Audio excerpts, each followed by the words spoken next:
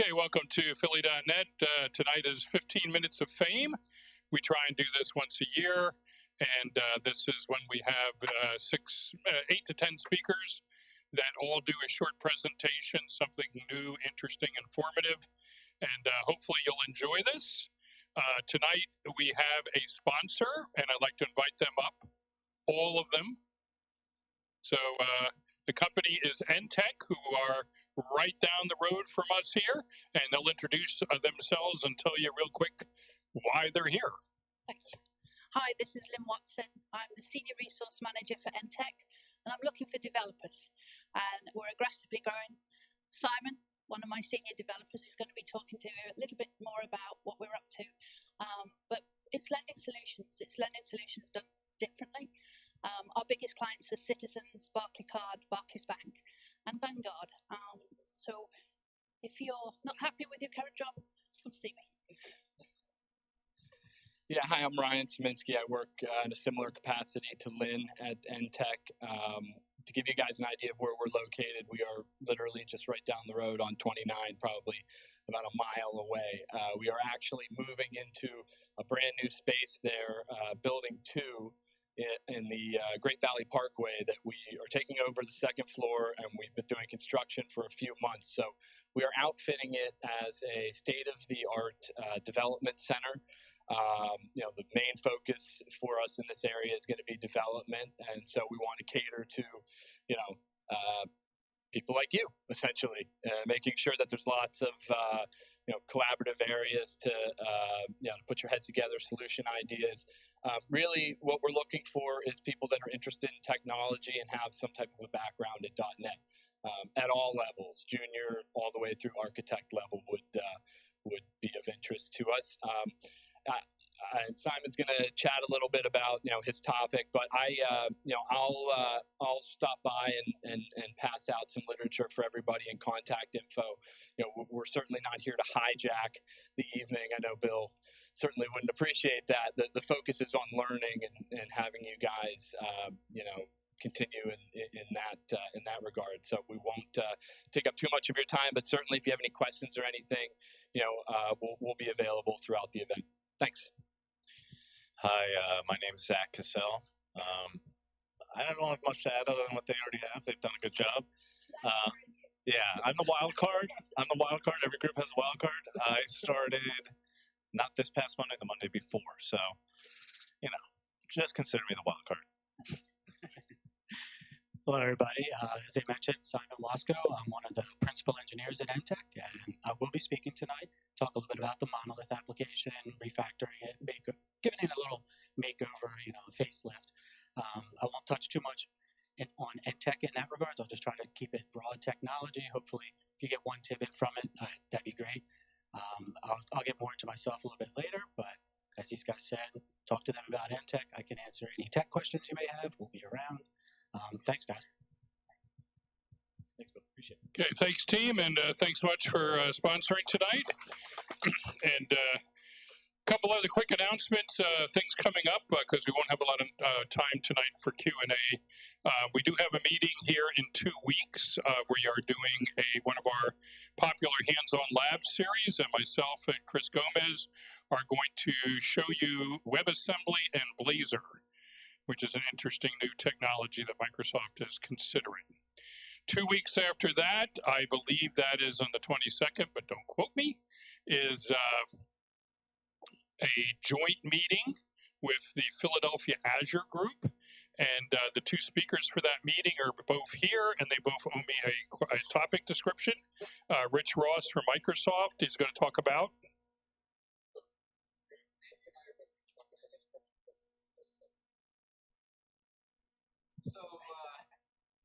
Well, I get the microphone. All right. Well, I'll be talking about how to build a bot, right, using Bot Builder and Microsoft Bot Framework, all the latest V4 stuff, and how to integrate it and do cool stuff with it.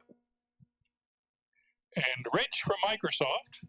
Thanks, Bill. So I'm actually continuing on from what Andy starts off with and talking about bot framework and actually taking an application that we built internally here and the things we went through to kind of operationalize it, get it through dev, test, prod, connect it to all of our back-end environments, and really make it more than just a bot that talks, give it some more intelligence around it. Excellent. While you're here, Rich, one more question. What company did Microsoft just buy? We didn't yet. We're talking about it. Yeah, we made an announcement. Okay. Yeah. So. All right. Microsoft has made an intent to acquire GitHub. But the reason I mentioned that, starting in September, our hands-on lab for the next 4 months is going to be all about GitHub. And we're going to go into detail on all different aspects, how to use Git, how to use GitHub, how to integrate with continuous integration, things like that. So Rob Kaiser and Chris are working on that curriculum. And then we have another talk scheduled in September. And that one, there's Noab Commerce is the guy who works on that is coming from out of town. And Mike Molesky is doing a topic also. So the last thing I should mention, for those of you that are longtime Philly.net fans, we just announced recently that we have worked out arrangements with Microsoft, and we are going to have another co-camp in November on the 16th and 17th. So look for announcements for that soon, and it'll be very similar to the format you've all come to know and love. So at this time, we're going to start the talks. We're about 5 minutes behind schedule, but we'll work with that. So James is going to do YouTube stat capturing, and let him explain what that is. How's everybody doing? Hopefully you guys can hear me all right. Everybody hear me fine? Okay, great. Thanks for coming tonight. This is just a really quick project we put together for a client. They have a really good idea. Before I get started, I usually like to ask a trivia question, just so that you guys can learn something. All right, so Washington, D.C. is the capital of the United States, but there's a couple countries that have multiple capitals, and one country has 3 capitals. Does anybody know what it is? Yes, you would know it. Okay. Yes. South Africa is the only country in the world that has 3 capitals. There you go. I tried to get him to give swag, but he didn't want to give him. Anyway, so yeah, each branch of their government is in each capital, so there's no collusion. All right, back to the component. So this was the problem set that was presented to us. Basically, a downloadable video from various sources. Keyboard entry was a big thing, and it's an Angular component. What the project is that it's a smaller component of a larger piece of software. The software is for college coaches, high school coaches.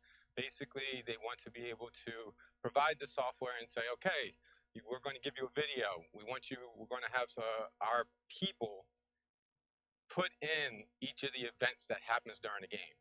So imagine you have, say, a room of 50 data entry people.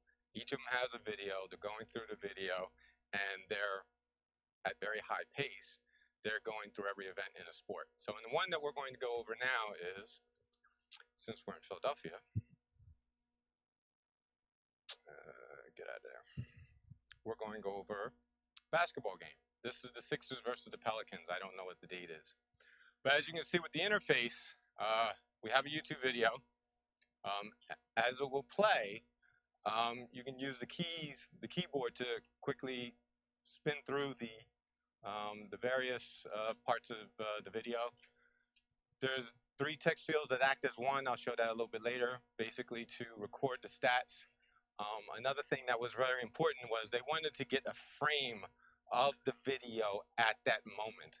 So whatever event was going on, they want to capture that frame, frame of the video, and then they want to record where that. So the diagram's here to record where the event happened. So if he shot a 3-pointer from here, they want to know it. One of the other things about this component was that it has to be relative, meaning that one screen size is going to be different. Somebody could have it on multiple screens. They want wherever the location of the event to be exact. relative to the image that's going to be captured and the diagram. All right, so no matter how big this diagram is, it still has to be relative as to where the event happened. So real quick, we'll spin through. If you'll notice the keys, they're for all the left-hand keys, Q, A, W, S, D, E, X, they're all for the left-hand keys. So a data entry coder can basically do this all with one hand on the keyboard and a mouse to capture the spots. So like I said, a room full of 50 people, each one doing a video, they get through the videos pretty quickly. So this was the prototype that we put together for the client. We kept the prototype, I demo it, show people what we did. The actual software looks a lot nicer. So excuse my, so if I go ahead and I start. So what I can do is I can go back and I can pause it anytime I want just by clicking all the keys. I can also speed it up all in my hand, with just one hand. And I'm doing everything just with the one hand. So if I wanted now, in this case, what I did was, I'll pause it real quick. You'll see the frame where I captured it. So as soon as I hit the space bar, it captures that frame immediately. Okay. I'll show you the code a little bit. It's a little bit of a hack, but it worked. Bill, I was about to say. I know. I haven't gone to Philly yet. So as soon as I hit the space bar, multiple things happen. Okay. It captures the event time, so there's a marker to say, okay, this frame is captured at 10 seconds, and it automatically goes to focus on the first field, okay? But the video keeps playing. That was one of the other caveats to the problem set, that the videos had to keep playing. They did not want the data entry people to stop. They wanted them to just keep going, move as fast as possible, and record as many events as quickly as possible. All right, so if I go ahead and I start it again, I do start, it comes up, and I can put in, as you can see here, what it comes up here is that these three fields act as one. So what they do is when they are based off of an API that I'll show in a little bit, you put in the team, which player it was, and then whatever events are. Now these are configurable. For this, it's obviously about basketball, but we had to make it configurable for other sports. One of the funnest sports that we actually had to do this for was, there's a thing called volleyball, Thai volleyball. Thai volleyball, they're not allowed to use their hands. They can only use their feet. So you see guys like 8 feet in the air spiking a ball with their feet. It's pretty amazing. So these are all configurable. I'll go through real quick so I can show you guys some code. All right, 101. All right, 90. All right, so one of the other things is, like I said, we can capture the video here. And as you can see, so the other thing is we have to be able to capture these markers, and this marker is being sent in the API call. Also, same thing up here. One of the other things they asked us to do, which we actually didn't have enough time for. They wanted to say, okay, well, if we hit the marker up there, can it automatically do this here? And we was like, oh, well, yeah, that's a lot of physics, but yeah, we could do that in about 200 hours. And they said, no, never mind. All right, so off to the code. So does everybody have any questions so far? All right, excellent.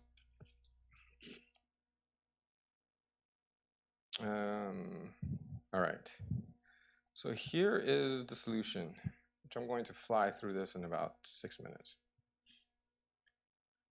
It's not a very big solution. It's a component. It's just a smaller piece. So what we did is we used the ASP.NET, Core ASP.NET Angular template. So some of this is boilerplate. It's there, but we actually aren't using it. The one thing I want to point out is the YouTube extractor. This is what's used to download the video. So if I go to video controller, when the app is first started up, and this is, like I said, this is a demo, so we have this hard-coded. We're setting it to YouTube, but this could be used for YouTube, Vimeo, whatever you want, whatever.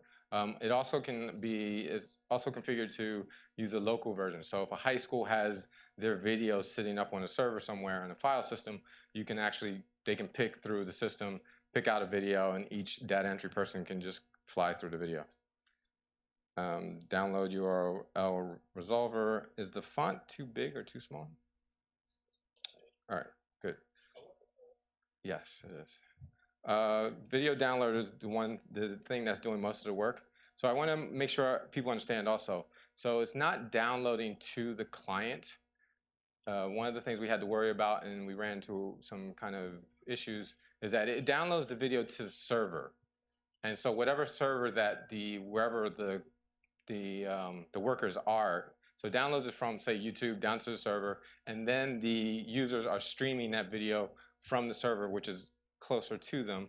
But if they don't have, it doesn't take up a whole bunch of bandwidth to download when they need to stream the video 50 at a time. All right, so that's the video part. So if I go into the app shared module, I want you to focus on these 4 components. The stats capture component, which is the main component, the image map, the API service, and the timer pipe. The timer pipe's not really anything special. It's just a pipe in Angular. They're just used for formatting. In this case, this is what's formatting the marker, the event marker. If you're used to 1.x, is also known as a filter. Most of the heavy lifting is done at the stats capture component. So if I go in the stats capture component, this is also using TypeScript. Once this is compiled, everything just gets bundled up into JS. So if we look at stats capture, we have the on-time update, which is handling the timer, the video URL. But the thing I want to show most is the window key down is the part that is probably the most important part, other than obviously the video, but just downloading the video is handled through the video controller API. So here's the on key down. This will, wherever, it doesn't matter what part of the app they're in, if they hit enter, it sends the data, whatever in the form. We've had a couple of issues with that, but they don't want them to slow down, so they just told them don't hit enter unless you're really, really ready to go. The only other fail-safe we had to give them is to say, okay, look, hit escape if you want to start over. It gets them back out. Then to handle the shortcuts. So this is what's handling all the, sorry. Whoa, what is that? Yep. All right, so we could have used the keyboard library, but we opted not to. We actually opted just to let Angular do some of it, and then we used the rest into Visual Studio. So this is all the Angular methods that are calling based off of the key code passed in. Fast backward, obviously. These are just calling the video player and calling the objects methods to say move forward, left, go back, pause it. The only other thing that I want to point out is the mark event, which is the place where I said we talked about the hack for the screenshot. So basically what I'm doing is I'm creating a canvas, an invisible canvas object on the browser, and I'm creating the canvas and overlaying it on the video player. So then when I get the context and I draw an image, I'm drawing the image. I'm basically just putting a copier over the video player and grabbing the image of it. And so when I do canvas.toData URL, it's actually sending me back a long binary representation of that image at the time that I hit the spacebar. So like I said, it's a little bit of a hack, but it works. So that was probably one of the things that people have always asked me about. Well, how did you get the frame to do it? Like, what was very complicated? So it wasn't that complicated. It just uses canvas object. It's just invisible. All right, so other than that, we have the image map component. This is, what am I showing here? Oh, so this is the part where we had to place a marker based off of where the pointer was on the diagram. You'll see some coding in here. The thing that's really weird, so this is TypeScript code. Obviously, everybody's used .round in C#. When JavaScript, they do something really weird, and we didn't realize it until later on when we were passing the API and the data was off. We actually had to write this little function here to mimic the .round within C# because JavaScript's, so if you had like 3.519 or something and you wanted it to go to 4, it wasn't going to 4. For whatever reason, it wasn't going 4. If it was 3.51, it'd go to 4. If it was 3.50, it might go down to 3. And we just couldn't understand why it was doing that in JavaScript, so we wrote this. The only other things that I would mention is that, where is it?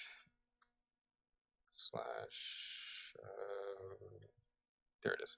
So another thing that we did on the key down. So this is for how the fields are all set up as one. We're actually just playing around with it in the background, so you can go back and forth and do a test. So in JavaScript, which one thing that's really nice is that you can have a regex object. You don't have to do as new regex like you do in C#. You just create it as an object, test it, and then let it go through. And like I said, it's all about speed. So we just used as much of the core code that we could. 1 minute? Okay. 30 seconds. 30 seconds, okay. Sorry it's so quick. I know I didn't have a lot of time, but I think that's the major parts of it. Any questions? Right. Thank you. 5.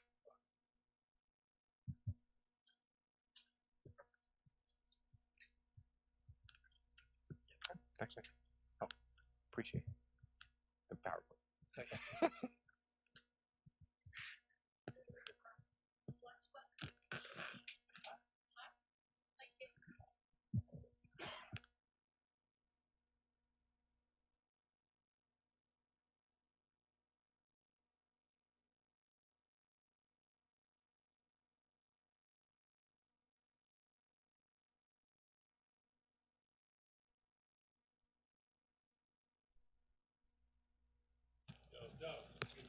Boom. Oh, there it is. Good. All right. I'm pretty sure you can hear me now. All right. Let me put this somewhere. No, I'm trying to get this thing in my note. Boom. All right.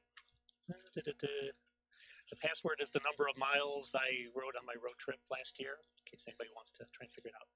So, what I want to talk about, I'm a computer programmer. I've been a programmer for 40 years. 40 years ago this summer was my first job. And I learned to program in 1971. Yeah, I'm an old guy.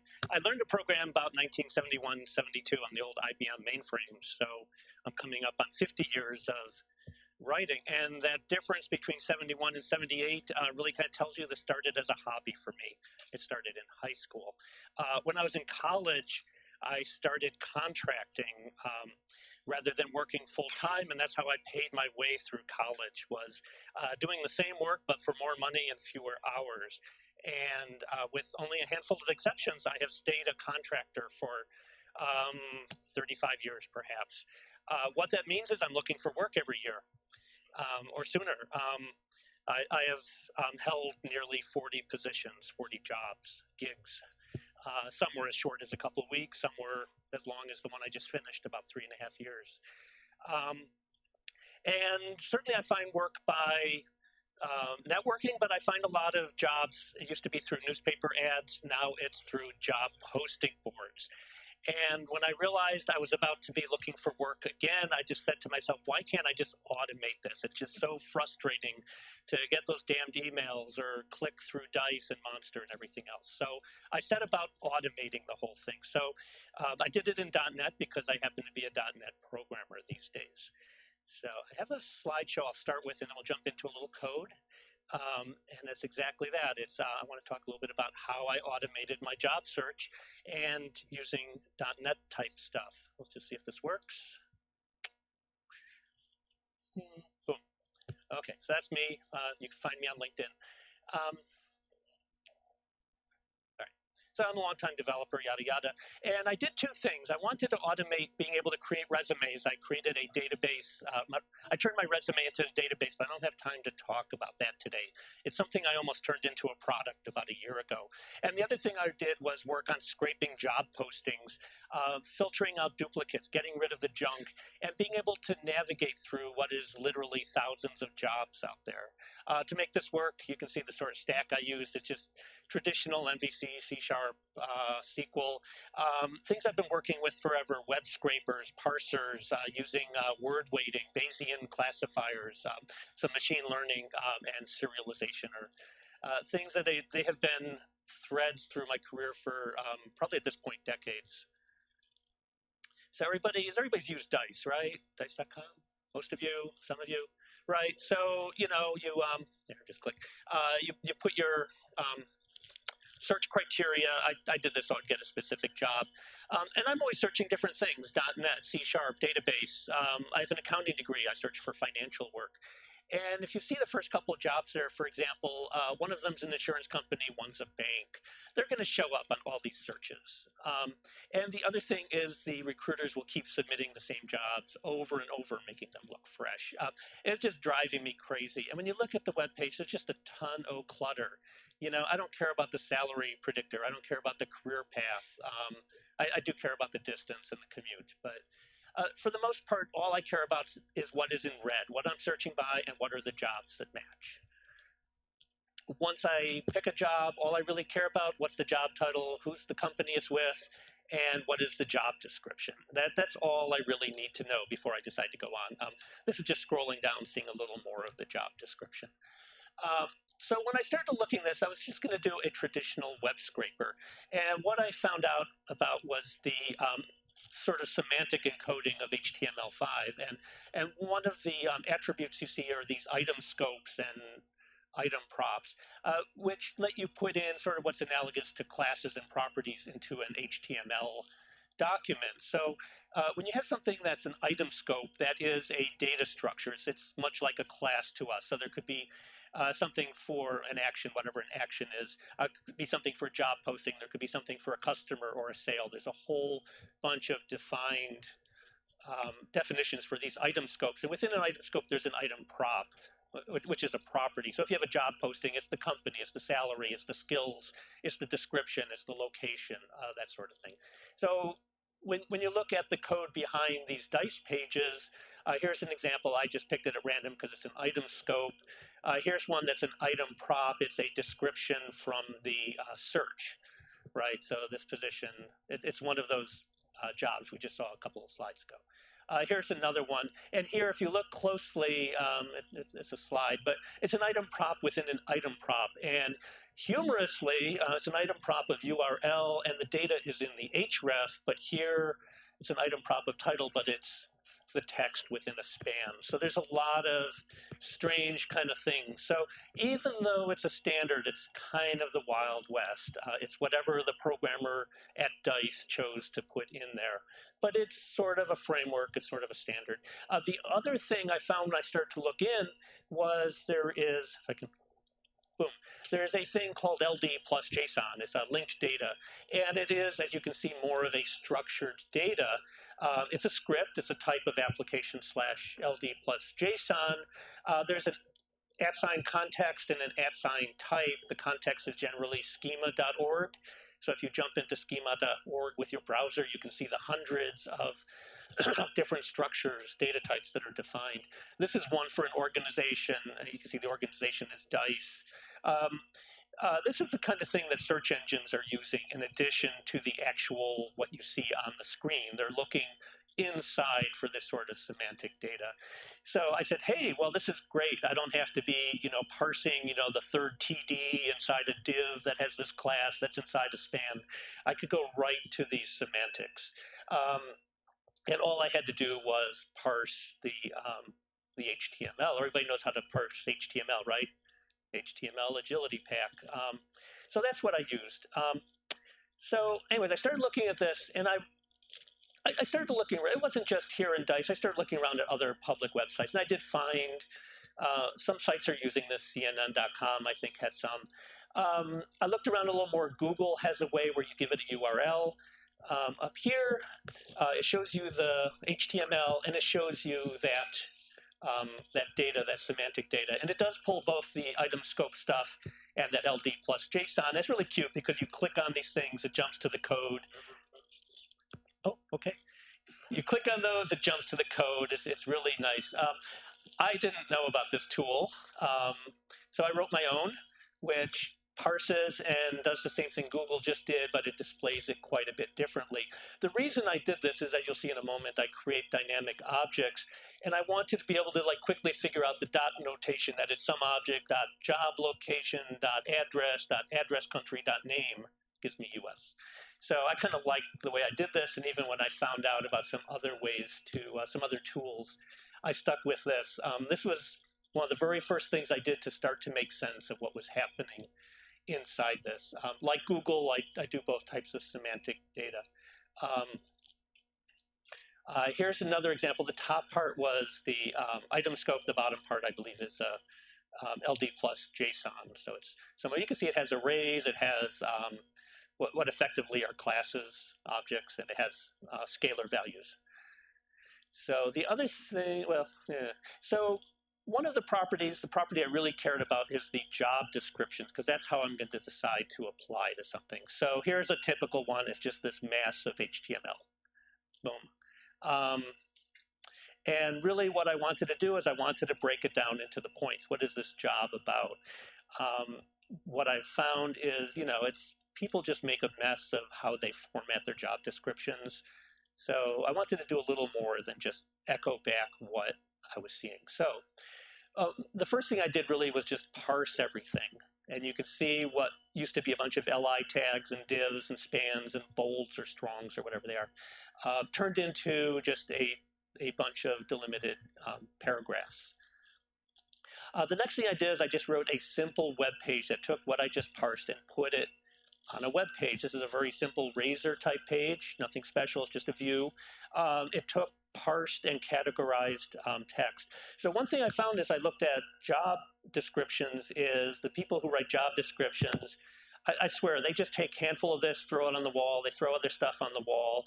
It's, they copy from some past job.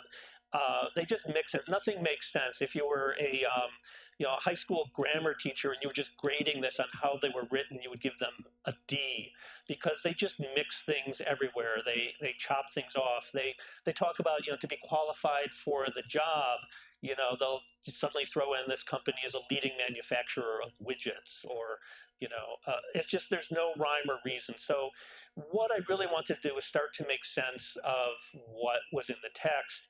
I didn't really need to, but I had time on my hands because I was out of work. So this is the screen that I use. So what happens behind the scenes, I'm scraping job searches for, I don't know, it varies, but there's probably a dozen different keywords. And so at any given instance, there may be several hundred matches. All I care about is the matches I haven't seen yet. At the time I took this screen capture, there you can see way at the top, I think if I click the next one, there's 42 jobs that I haven't looked at out of the hundreds that might be out there now. I did a little query in the database, and since I started looking for work literally just a month or two ago, there have been something like 1,500 jobs have passed through this application. So this gives me a quick way to look at what I have. I would love to do more. I thought I would do more, but I didn't. The one thing I did find is Dice, even though I'm looking for a .NET developer job, they'll throw in a lifesaver job at the pool. I mean, there's no rhyme or reason. So I just sort of have ways to ignore jobs I don't care about. The other thing is I ignore some companies, some of the bottom feeder recruiters. I'm not naming names. Some of the big companies like IBM or JP Morgan, they write these huge job descriptions. I'm just never going to apply there. So I wanted sort of the capability to ignore jobs, but there's nothing really special about it. This was just a way that I could look really quickly at a job, get a gist of what it was about. If I was interested, you can see on the third red circle is view posting, and that just reopens the page on Dice or Monster or wherever. Another thing I could do, and then this is sort of where this got a little more fun, it was more machine learning-ish, is really when you look at these job postings, they're just a bag of sentences to my mind. Some are better than others. Unfortunately, the example I used for the screen captures was reasonably well written, but some are just train wrecks. And so what I wanted to do is every single sentence in a job posting, I wanted to say, is this a qualification? Is it a duty? Is it describing the company? Is it just a section label like qualifications : Is it just sort of the standard equal employment opportunity statements? What is it? So, and that's why you see there's a section about the job qualifications duties. Well, in order to do that, I need to have every sentence of a job posting, and I classify it. And what happens is I had built a training set. Turns out training sets take a lot of time. It probably needs 1,000 job postings to have a good training set. I used about 100. But just out the gate, right away, it posted each sentence in this job description, as you see here. There's a couple of mistakes, though. And so what I'm able to do is change that here. This isn't really a duty. It's talking about the job. Down below, it's not really a qualification. It's a duty. You'll be coding to those standards. So I am able to change them, correct them. You can see there's a checkbox used for training, and I can save the categorizations I just did. When I click save, it will remember these particular strings. Later in my little machine learning matching algorithms, they're just a little bit smarter. Okay, so you don't match the exact sentence, you match the pattern of the sentence. So that is really what I've got here. And boom, so I kind of am able to sweep in jobs and look at them really quick. What I wanted to do was just run. Did this get you hired? Pardon? That's the last thing I was going to talk about, but it did. I start on Monday. Did this get me hired? I don't know. It didn't hurt, and it kept me out of trouble. Well, nah, I would disagree. I would find NTech quicker with this application than wading through the clutter.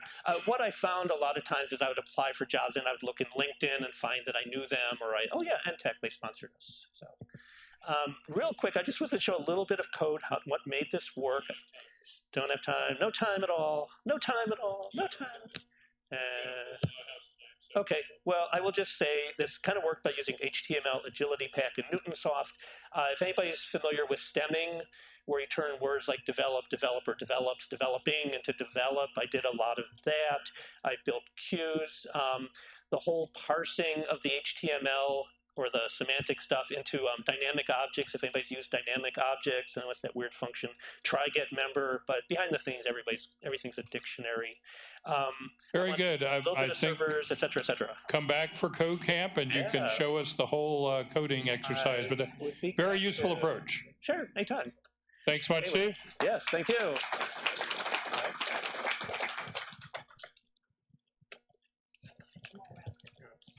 Hi, I'd like to welcome Dov Trietsch to the speak with us next. Thank you.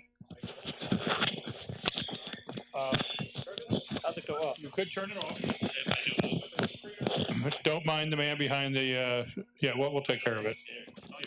Okay, it's all right, we got it. It's off. Do you know how to actually turn things on and off? I think I can figure it out. I hope so. Just connect. Go ahead.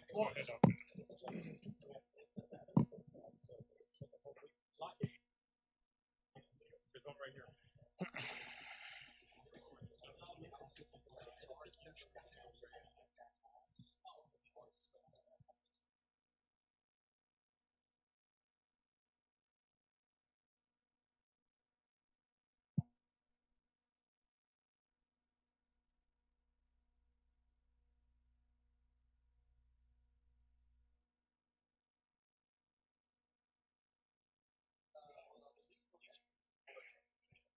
So, Mr. Schwam, when is your conference? All right, how you doing? So I'll tell you a little bit about Tech Bash, which is October 2nd to October 5th. It's an awesome developer conference that's up in the Kalahari Resort in the Poconos. If you've ever been there, it's awesome. We bring in some of the best speakers. Some of them are here tonight. So we bring in some of the best of the local speakers. We mix that together with some of the best national speakers. We have a keynote by Scott Hunter, right? So if you know who Scott Hunter is, you get the idea, right? Like, we're bringing in the big guns. And I want to make sure that I'm not cutting off Dov. So Billy, you'll just tell me when he's ready, all right? I don't. He's ready, yeah, okay. I'll talk more later. I hope Tech that I'm Bash, ready. www.techbash.com. I hope that I'm ready. I cannot work with the finger on this horrible thing. So I brought the mouse. And where is the mouse? Ah, here it is. Okay, so I prepared them by far bigger presentation, and it includes a lot of stuff that I'm not going to show because we don't have time. And now this is a complete break from the tradition. It's not code, it's not HTML, it's not anything of that kind. It's just a little bit of fun. So for the end of the presentation, which is in about 12 minutes, I need 3 volunteers.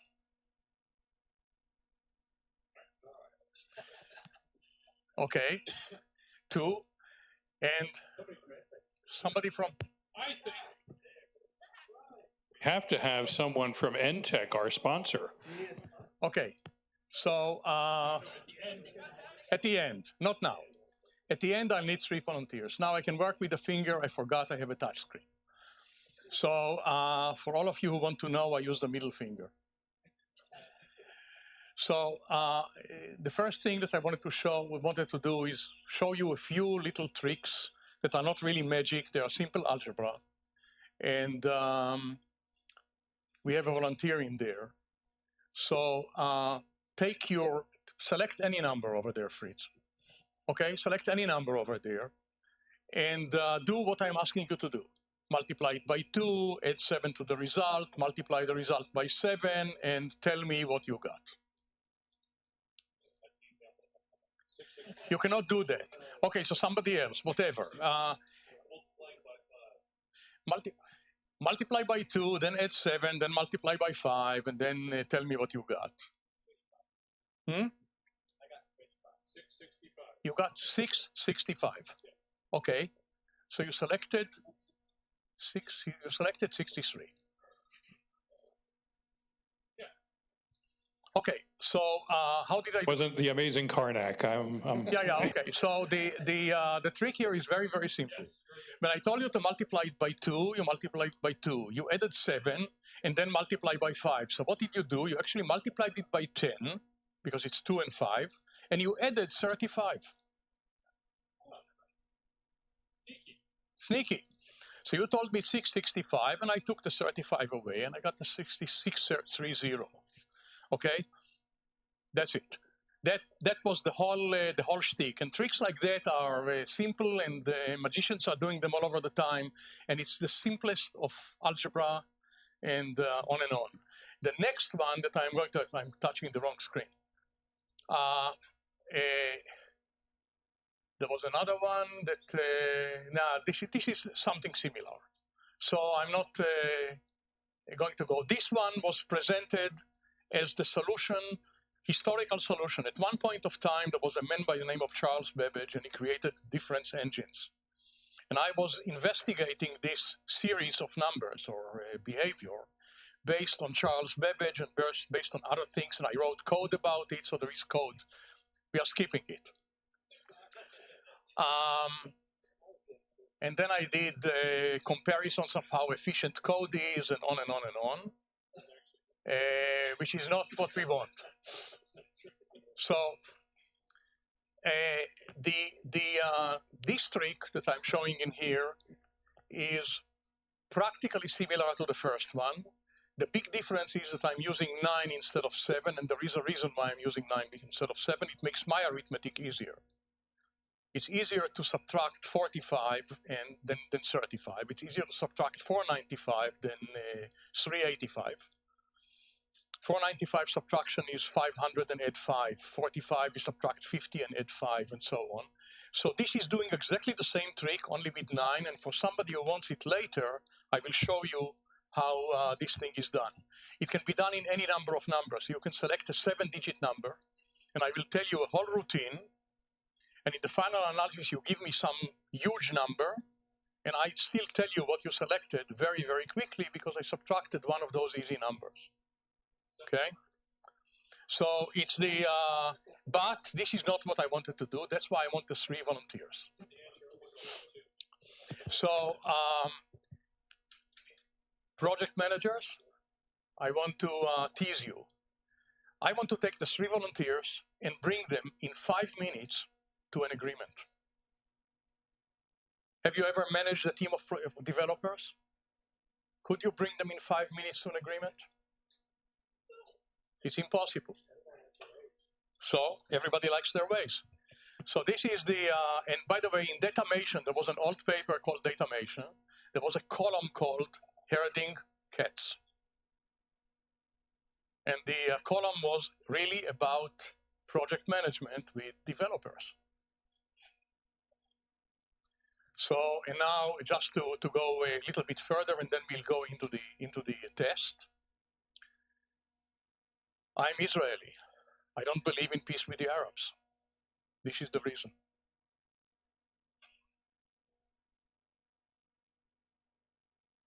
There is no single entity to make a peace with. They will not agree with each other, let alone with us. So this is the idea behind herding cats, and now let's go into the task itself. So who do we have in here? We had Fritz, we had, who was the second volunteer?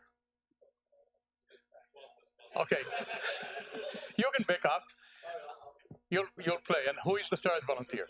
You will be the third volunteer. Take a piece of paper or a calculator or a telephone or whatever, because I'll ask you to do things. Exactly the things in here. So, okay, let's start with Fritz. You are going to be the hard worker because you always were a hard worker. Okay, so therefore you are doing group number 1. Okay, so when I'm telling you to pick a 3-digit number, so that the first and last digit are in greater difference than 2, don't pick me let's say the number 211. Because the only difference between 2 digits is 1. But the numbers that I put in the example in here, like 341, the difference is 2 between the 3 and the 1, and between the 4 and the 7, the difference is 3. It can be a difference of 4 or 5 or 6 or whatever, but at least 2. Okay? And start doing what I'm asking, which means follow the instructions. Group number 2, normal worker, even though he's a very hard worker. Okay, so you're a father. So select a number between 51 and 99. Okay, write it down. Add the 62 to it. It's the number 62 is important. I'll explain later why I selected 62. Okay. Add 1 to the number. It's a take the 100 digits or whatever. It simply says add 1 to the number. Let's say that you selected 60 and you added 62. You have a 122. Now you add 1 to the number. It will be 123, right? And now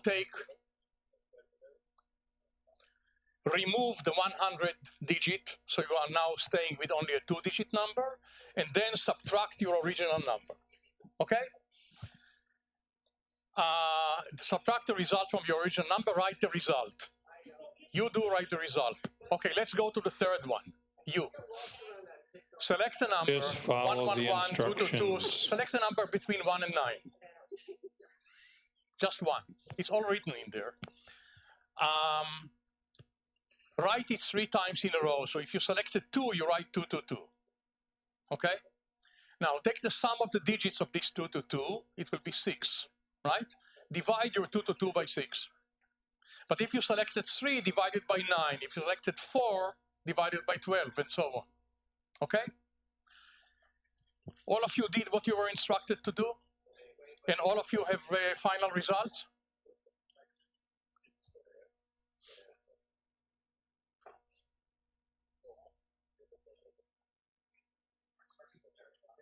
It's better, I just moved it.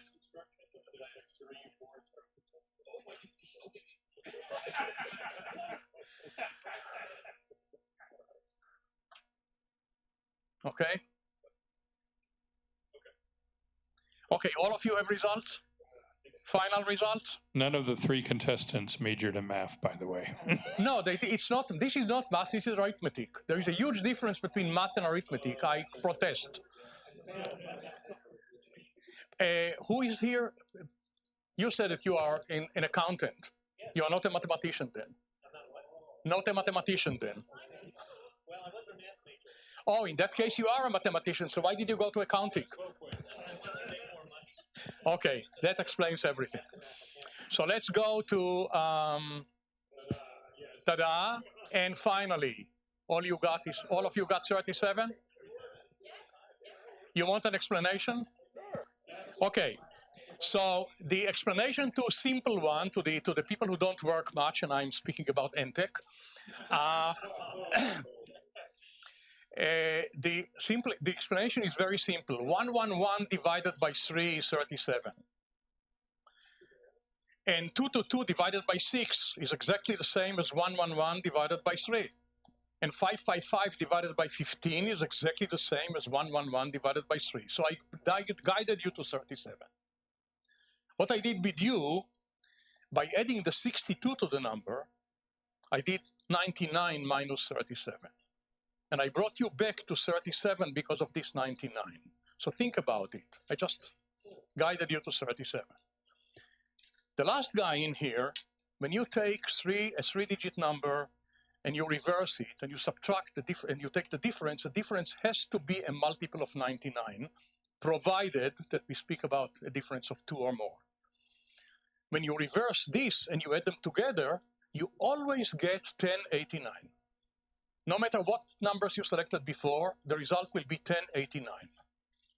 I asked you to divide it by 3, you got 121. Subtract 10, divide by 3, 37. So I guided you all into this, and that's it.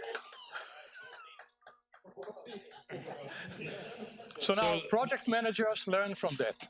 So the moral of the story is do not buy a car from Dov Trietsch. Well, let's put it this way. I never sold any of you a car, and it was your loss. Okay, how do I get out of here? Who do I deliver this to? You just turn it off and then hand it to us. Sorry, don't ask me.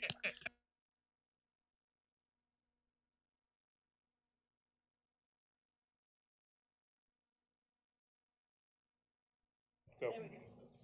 Well, now it is time.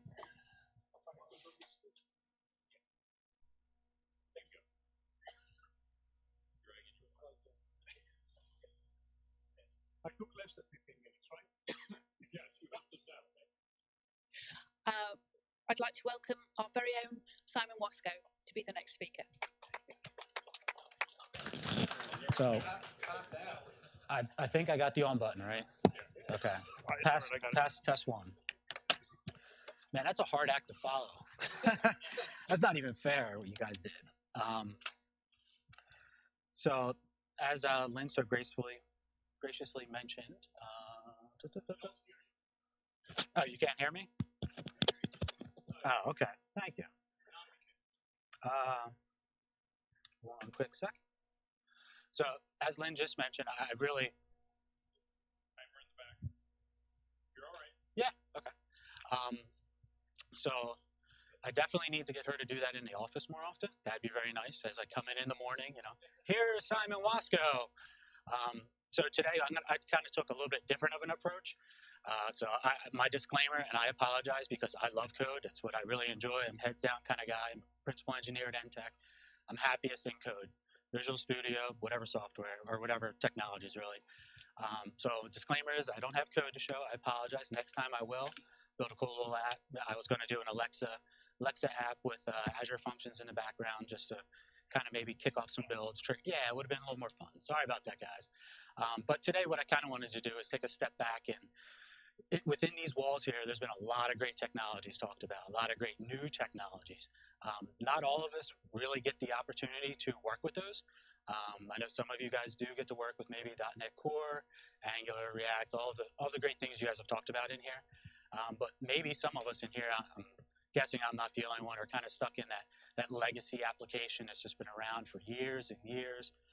You can call it a monolith. It's bloated, and all these years of enhancements, bug fixes have just made things, a nightmare to maintain. So what I wanted to do is just kind of take a quick step back and kind of get the wheels spinning again in your brain. If you happen to be working in a legacy application, think about all those technologies you've learned about in here. Maybe you're reading posts, running through tutorials, and in my opinion, you don't want to just jump in head first and say, well, we're going to use this new technology because, well, it's cool. I mean, I'm like a kid in a toy store as well. You see that shiny toy and you just want to grab it and start using it. But I often kind of have to put my glasses back on. I kind of lose sight of, what the actual real business problem is. And that's what I think of us as technologists really, as part of our job is, we need to solve real business problems using the technologies that best fit the bill. So I won't go too much into NTech. I mean, we can talk afterwards if you'd like.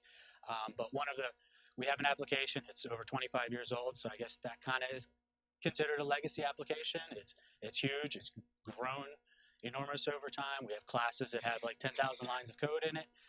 So if you've ever worked in that kind of environment, it's a nightmare. Trying to debug things, you add one little feature, you break the whole application.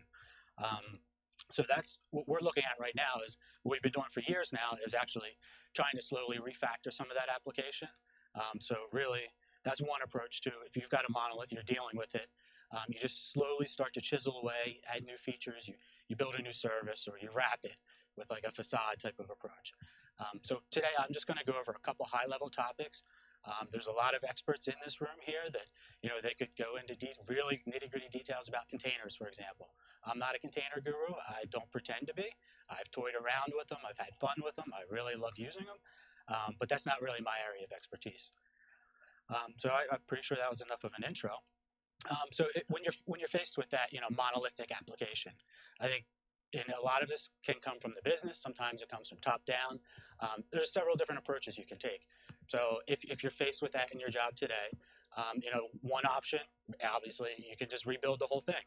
Take it, from the business perspective, I think a lot of project managers, directors, they would say, well, can't you just take the code, copy it into this new class, but build it with .NET Core, and then we can run it in containers, and then voila, you have this new application. But really, is that are you gaining any benefit from that? No, you're taking the same legacy code base, essentially. You're carrying forward all of that garbage. The baggage is just going to come forward with the application into this new great platform, if you will, but it's not supportable, it's not maintainable. So another option, and we're exploring this currently at NTech, is going pure greenfield. So application, after 10, 15, 20 years, business requirements have changed. Technology has drastically changed the way we just think about business in general. Everything's cloud focused. Everything's on demand. New features are being added more iteratively. Cloud. I've tried to find a good screenshot of like all of the Azure functions that are available, or all the Azure PaaS, the SaaS, all of those services, and it doesn't fit on a screen. I mean, there's hundreds of different products you can use in the cloud, and they're coming out at a more rapid pace today than they ever have. You might have a new feature every month, whether it's AWS or whether it's Azure. Both of them are iterating very quickly. So with a greenfield approach, take a step back, take your domain knowledge, and then build it from the ground up with the correct technologies. But in my experience, try to keep it simple at first. Don't try to overdo everything. Don't over-engineer the entire platform.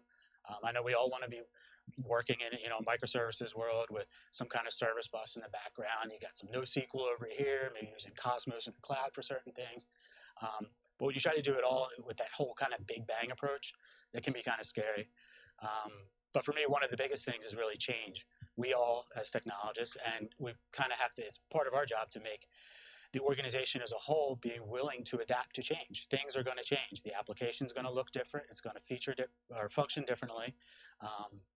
And throughout the application, throughout re-architecting, rebuilding an application, you just have to be open to change, and that can be tough. Some people resist change. They just resist change. I won't get into too much there. So I guess when you're thinking about, you have this monolith, or even if you're building a new application, for me, one of the most important things is the plumbing, if you will, the infrastructure, the operations. You can build out these awesome microservices. You can build out these containers, but if you don't have, the DevOps pieces in place, how are you going to deploy it? You can iterate. I can build new features, but you can't deploy it. It takes 2 weeks to deploy because you didn't lay that framework before you stepped into it. I put cloud containerization on here. Primarily, if you do have a monolith, maybe some of you do, it's old, and the boss says, hey, we need to be in the cloud. It's coming from above. We need to have that little Azure cloud badge on our site. So with containerization, if you wanted, you could take an IIS site, your SQL server, package it up into a container, deploy it, and voila, you're in the cloud, if that's your goal. It's not the best goal, but it seems to come from up above. Similarly with cloud, that's one of the beauties I love about cloud. You don't really have to go all in cloud day one. If you want, you can just iteratively and incrementally start to go to the cloud. If you wanted all in, and I've seen this approach taken, it's the lift and shift. And maybe you guys have heard that. You just take your application, all of it, package it up in a VM, run it up in EC2 or up in Azure, wherever you're going to run it, and then voila, you're in the cloud. None of these are quite optimal approaches, but sometimes that it gets you that first step. So I feel the more I talk through some of this, everything to me is like baby steps. You're incrementally retiring the monolith. So the first approach on here, I'll kind of skip over that first, but from like the facade pattern, these kind of come from, Martin Fowler has tremendous articles about both the Strangler and the anti-corruption. But if you just start to slowly kind of identify areas of your application, whether it be a domain or a certain feature set, say like authentication is a classic example, where you could kind of just take that, pick it up, build it in this new infrastructure. So you got this authentication service, maybe it's isolated, you carry forward the database with it, and then you create a facade back in the monolith that can still use your new authentication, and then just slowly you start to strangle, hence the word strangler, strangle the monolith application until it's no longer there. The other one that's on there is the gateway. I kind of see it as a gateway, but sometimes maybe I'll use authentication, but if your new application that you're building needs to access legacy components, maybe your core business logic is still in legacy, you can't replace that because it's C++ or something like that. So that's where you would kind of create like a gateway or like a bridge gap that would allow you to start to incrementally build out these new services and feature sets while still supporting the monolith in the interim. Again, iterative design. One of the things I think, and this is true in any distributed system, and historically I would have been notorious not to do this in code, but especially cloud, it's even more prevalent now, is that we need to kind of think in terms of designing for failure. Things happen, databases, historically it was, database timed out. Okay, we got a connection timeout. But now in a distributed world, you could be geographically dispersed. It could be different services you're talking. You could look at Netflix. I mean, they've got 700 microservices or whatever. So you could be talking to a bunch of different services. You need to be able to gracefully handle that. So there's several patterns out there. You can look at like circuit breaker patterns or retry. All of those kind of you combine together to create more resilient services. So if one service fails, you can gracefully fall back and you still have 2/3 of the page that can render. So it's more of like a mindset that I think I kind of lose at times. So I'm just trying to kind of reiterate some of these things back again. Hopefully it's helpful. Again, I apologize, I don't have code. So if you're again dealing with the monolith, and I've tried to do this several times, but there's a couple of different places to look. What's the first one I have on here? So I'll start with the domain. You have an application, it's got a whole bunch of, if you have the triple D, you got the domain driven, it's a little easier to identify, there's the customer domain, there's the order domain.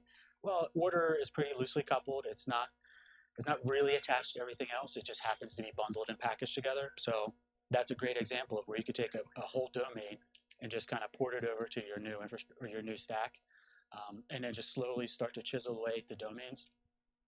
The next one I have on there is low-hanging fruit. Authentication can kind of be one of those ones, or just features that are already really loosely coupled that you could just kind of take it, lift it, and move it over here. The other one that I think I haven't really taken this approach too much, but I'm really looking at doing this, is things that frequently change. I mean, one of the benefits that you hope to gain out of this new environment, more iterative delivery, a little bit independent, loosely coupled, modular, where I can make a change to a microservice, deploy that independently of the entire rest of the application. So things that frequently change, everybody's got an application where you're always doing bug fixes, you're adding features, new enhancements to this one particular feature, but then it's coupled with everything else. So to deploy that one feature, now you got to wait for everything else to be ready for deployment. So some of those things that frequently change, it's extremely beneficial as developers and for the business to be able to kind of take that out of the application and then deliver it independently of the traditional monolith. Cross-cutting, I just kind of touch on that. Actually, I'll skip over that one. I like the time. I didn't notice that before. So one of the other approaches, and I think it depends on mindset. Some people start the database and move their way to the front. Some people kind of look at the front end as, well, we could just segregate that and start building new front ends, leave the back end in place. Maybe you wrap it with a facade API or something if you're going to move towards like a single page app. A strategy I've found myself using, especially with React now. Angular, historically, not so much, because for me, Angular, if you're using Angular, you're going to integrate it. It almost needs to be like a new app or just a very segmented portion of an application. Whereas with something like React, you can take, and we just did this actually a couple weeks ago, a small component on a page. We have this combo drop down that if you toggle it, a couple other fields show up. Nothing extremely fancy, but converted that to a React component. So very easily bring in React, you get the JavaScript library, whoop-de-doo. But now you have a React component on the page. We have 2 developers or 3 developers that have actually worked with React in the professional world. A lot of us have tinkered with it. But now we have React running in the real world for this one little small feature. It's not mission critical. And now we have all these other junior developers and such that are looking at the code like, oh, that's pretty cool. Can I use it over here? Can I use it over here? So before you know it, our application is starting to morph into this more modern, rich front-end application. I saw you guys did do a really good talk on PWA. That, for me, I don't have a whole lot of experience with it. A lot of what I've been doing more recently is more consumer lending. So from a mobile perspective, yes, responsive, maybe mobile app. I'm really excited to get into progressive web apps, and it's a very similar type of strategy. Maybe you can take a portion of your application, maybe it's the offline portion, un momento. So these are just a bunch that I just kind of threw up there. I was talking with a couple guys earlier about Razor Pages versus, still on the fence with that, but I'm actually excited to Razor class libraries I've been looking at. We have this legacy email generation system, if you will, and from what I've gathered, you can send emails using Razor class libraries. You have these templates and using Razor, and I want to see how it works. I'm going to kind of build a proof of concept. If it doesn't work, it's my free time, so it's kind of what I do. But that actually, for me, if you're already on the .NET Core framework, maybe you're still in the infancy. Maybe you guys are just starting to use .NET Core. There's some really cool things you can do with Razor class libraries, tag helpers. So if you don't have that core assemble, or I want to say like the core framework in place where you have all the what historically would have been like extension methods and things like that. I believe I'm out of time. I can't believe I took 15 minutes. I didn't even have code to show. So that's gonna be pretty tough. So thank you again. Enjoy. Any questions about us? We'll be here afterwards.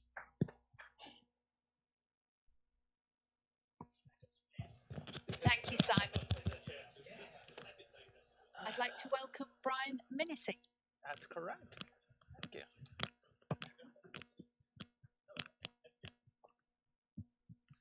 All right, while I'm setting up, Andy started talking about Tech Bash. I'm also one of the organizers. It's on. It may not be pointed in the right direction, though. Got it? Can you hear that? Can you hear me all right? Okay. So come out to Tech Bash. A lot of great speakers. It's a great conference. And it's a great location, the Kalahari, and I'm sure Andy's going to talk about it some more. It's a great place to bring your kids. Wonderful place. They have the biggest water park, at least on the East Coast. I don't know where it stands now. I think there's one somewhere else, a Kalahari somewhere else. It has even a bigger. It's still the biggest. All right.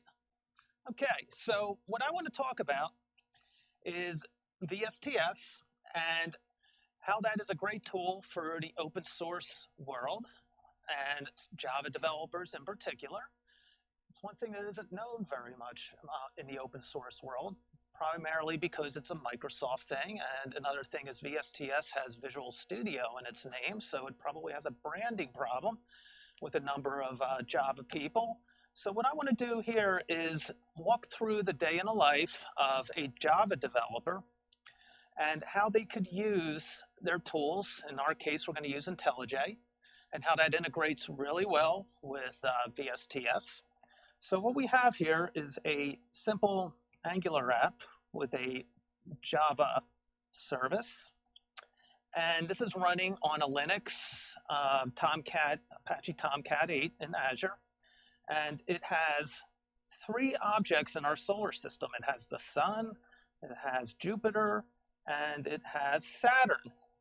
So what we want to do here in our development today is add Earth to our object list.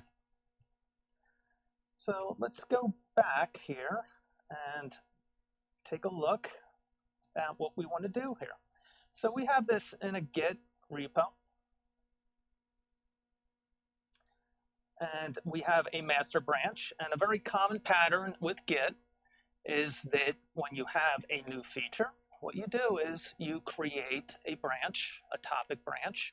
You do your development there. You push it to the server as a pull request. And what is a pull request? That is something that's similar to a code review where you have approvers. You can have builds running as part of the pull request, and just as long as the approvers approve and the builds pass, it could then get merged into the master branch, and the master branch is where you have a build that gets deployed to upstream environments like dev, QA, UAT, pre-prod, and eventually prod in a continuous delivery way. So, following that pattern, we're going to go to our backlog, and we already have an Add Earth product backlog item that we're going to use. And this is our Kanban board, so we're just going to take this Add Earth, put it into the approved column, into our expedite swim lane, because I only have about 11 minutes and 12 minutes left, so we have to expedite this very quickly. And we're going to put it into our committed. So one great thing here is when we create a topic branch, we can do it straight from the work item that we are going to be working on.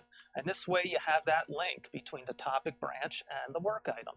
So you can click right here and say new branch. And you can name the branch, and we can name it Earth. And you can see it's already connected to our product backlog item. And it's based off of the master branch. So we're going to create this branch. So now we have our Earth branch, and we're going to be working in this.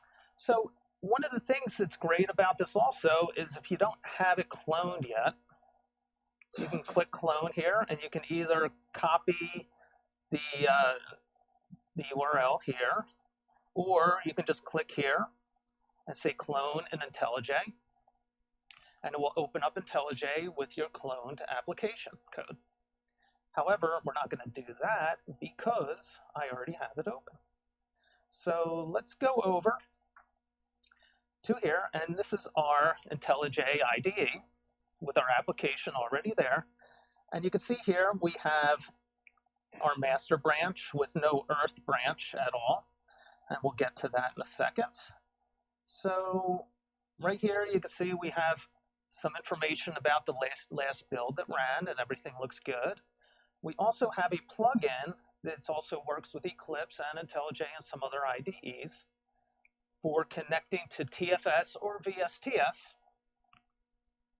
And some of the things we have here are work items where we can go in and take a look at our work items. We have our Earth one that we're going to be working on, and you just double click on it and it takes you right there. That we'll look at later. That's fun, if we have time. Okay, so we have local changes. So one thing that we do in Git is we want to bring down our branch, our topic branch, and also pull from master to make sure we have the latest code. This is just a common thing that we do all the time. By the way, I'm not a Java developer. I just play one on TV. So this is, if you're going to ask me specific Java questions, I think that you're doing the wrong thing there. So anyway, I'm going to do a pull from our remote.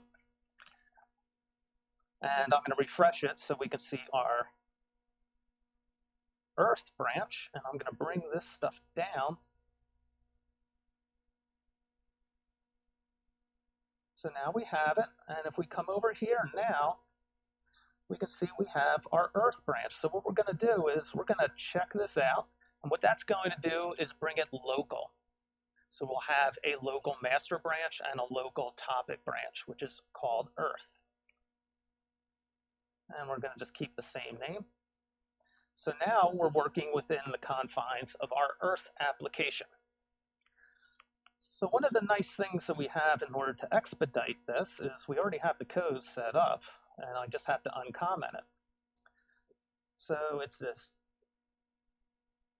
line of code right here. It's just going to add Earth to our list. So what we want to do first is commit it locally. We'll just refresh, and we see we have this change. So I'm going to commit it locally. And this brings back our commit area. How many people use Git? Okay, so some of you don't, so this is going to be useful for them. So we'll just say we're adding Earth. And we can also add that work item right from here without even leaving. So we're going to add this Earth product backlog item, and we're also going to add this task that's related to the image service. All right, so we have that, and now we're going to commit it. Another nice thing we have here is a diff that we can look at to see what we're committing and where it's coming from. So let's commit.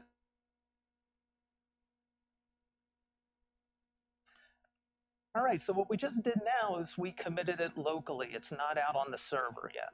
Nobody's going to see it. We can keep doing this all day long. Well, you should commit more than just once a day, but we can make changes and have all of our changes local. So the good thing about Git is it's a distributed source control system, and what that means is that you have the whole source code repository right there locally on your machine. So you can do branching, you can do committing, it will have history, all before you even push it out to the server.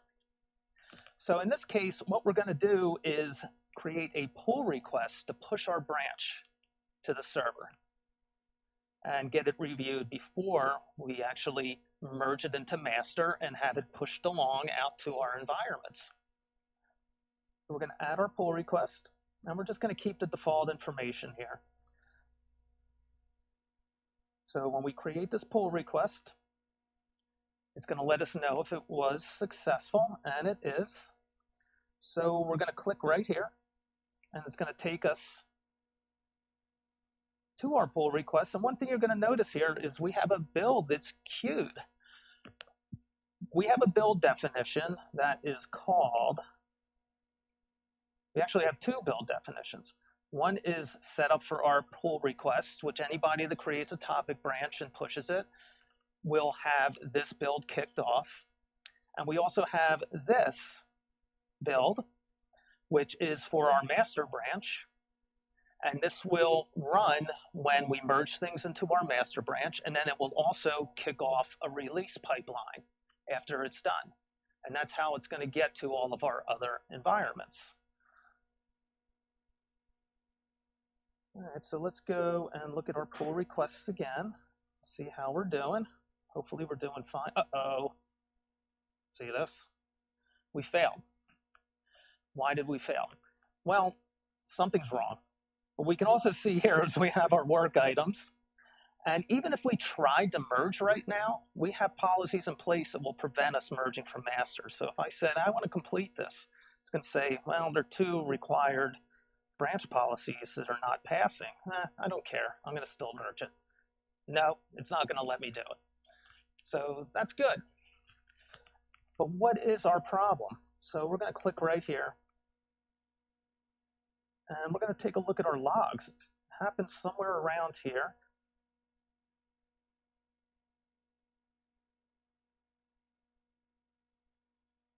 Well, let's go down to the end of our log, where errors usually show, and work our way up and up, up. Here we go. So it looks like it's a unit test that failed. So we did add earth, but we didn't change one of our assertions. It's expecting 3 objects in our source system, but now there are 4. So that seems like a really, really easy fix, we hope. So let's go back to our pull request. And what I want to do here is tell it to autocomplete when this thing passes, because I'm pretty confident that it's going to pass if we set that unit test correctly. You notice we also don't have any reviewers. That's only because I only have about 3 minutes left. So I'm going to set this autocomplete, and I'm going to tell it to, when it's done merging, delete our topic branch and also squash our changes, which means if we have like 10 things in our history, when it merges to master, it's just going to be 1 history item, so we don't clutter up our history on the master branch. So let's do that. So it's going to wait for us. And once again, we're good because we can just uncomment stuff instead of actually coding. No, I didn't. This is really surprising. So we have a couple other Earth-related unit tests that I didn't add either. So we'll take care of all that right now. Okay, so now in this case, we have our local changes, and we're going to commit it locally. And this time we're just going to say fixed unit test.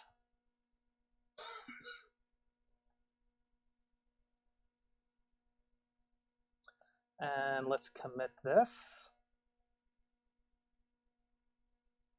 So we're not going to actually now initiate another different pull request. All we're going to do is push this out to the server on our topic branch. And what that's going to do is it's going to re-engage our existing pull request.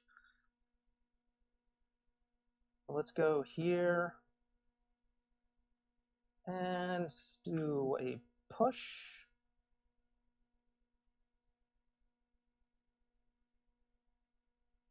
And we already have a link to our pull request. So let's go back here and take a look at it. And you can see our existing pull request is building. And if we go and take a look at what it's doing, let's see here.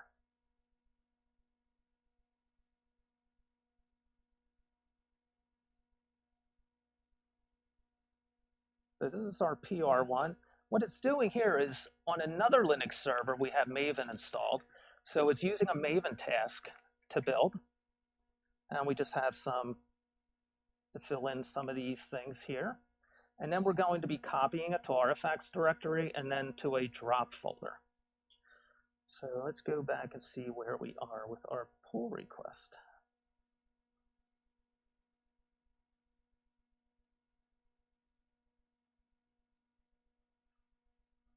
Oh, it succeeded. And look what it did. It squash merged into master. So what's going on now? Let's go back to our builds.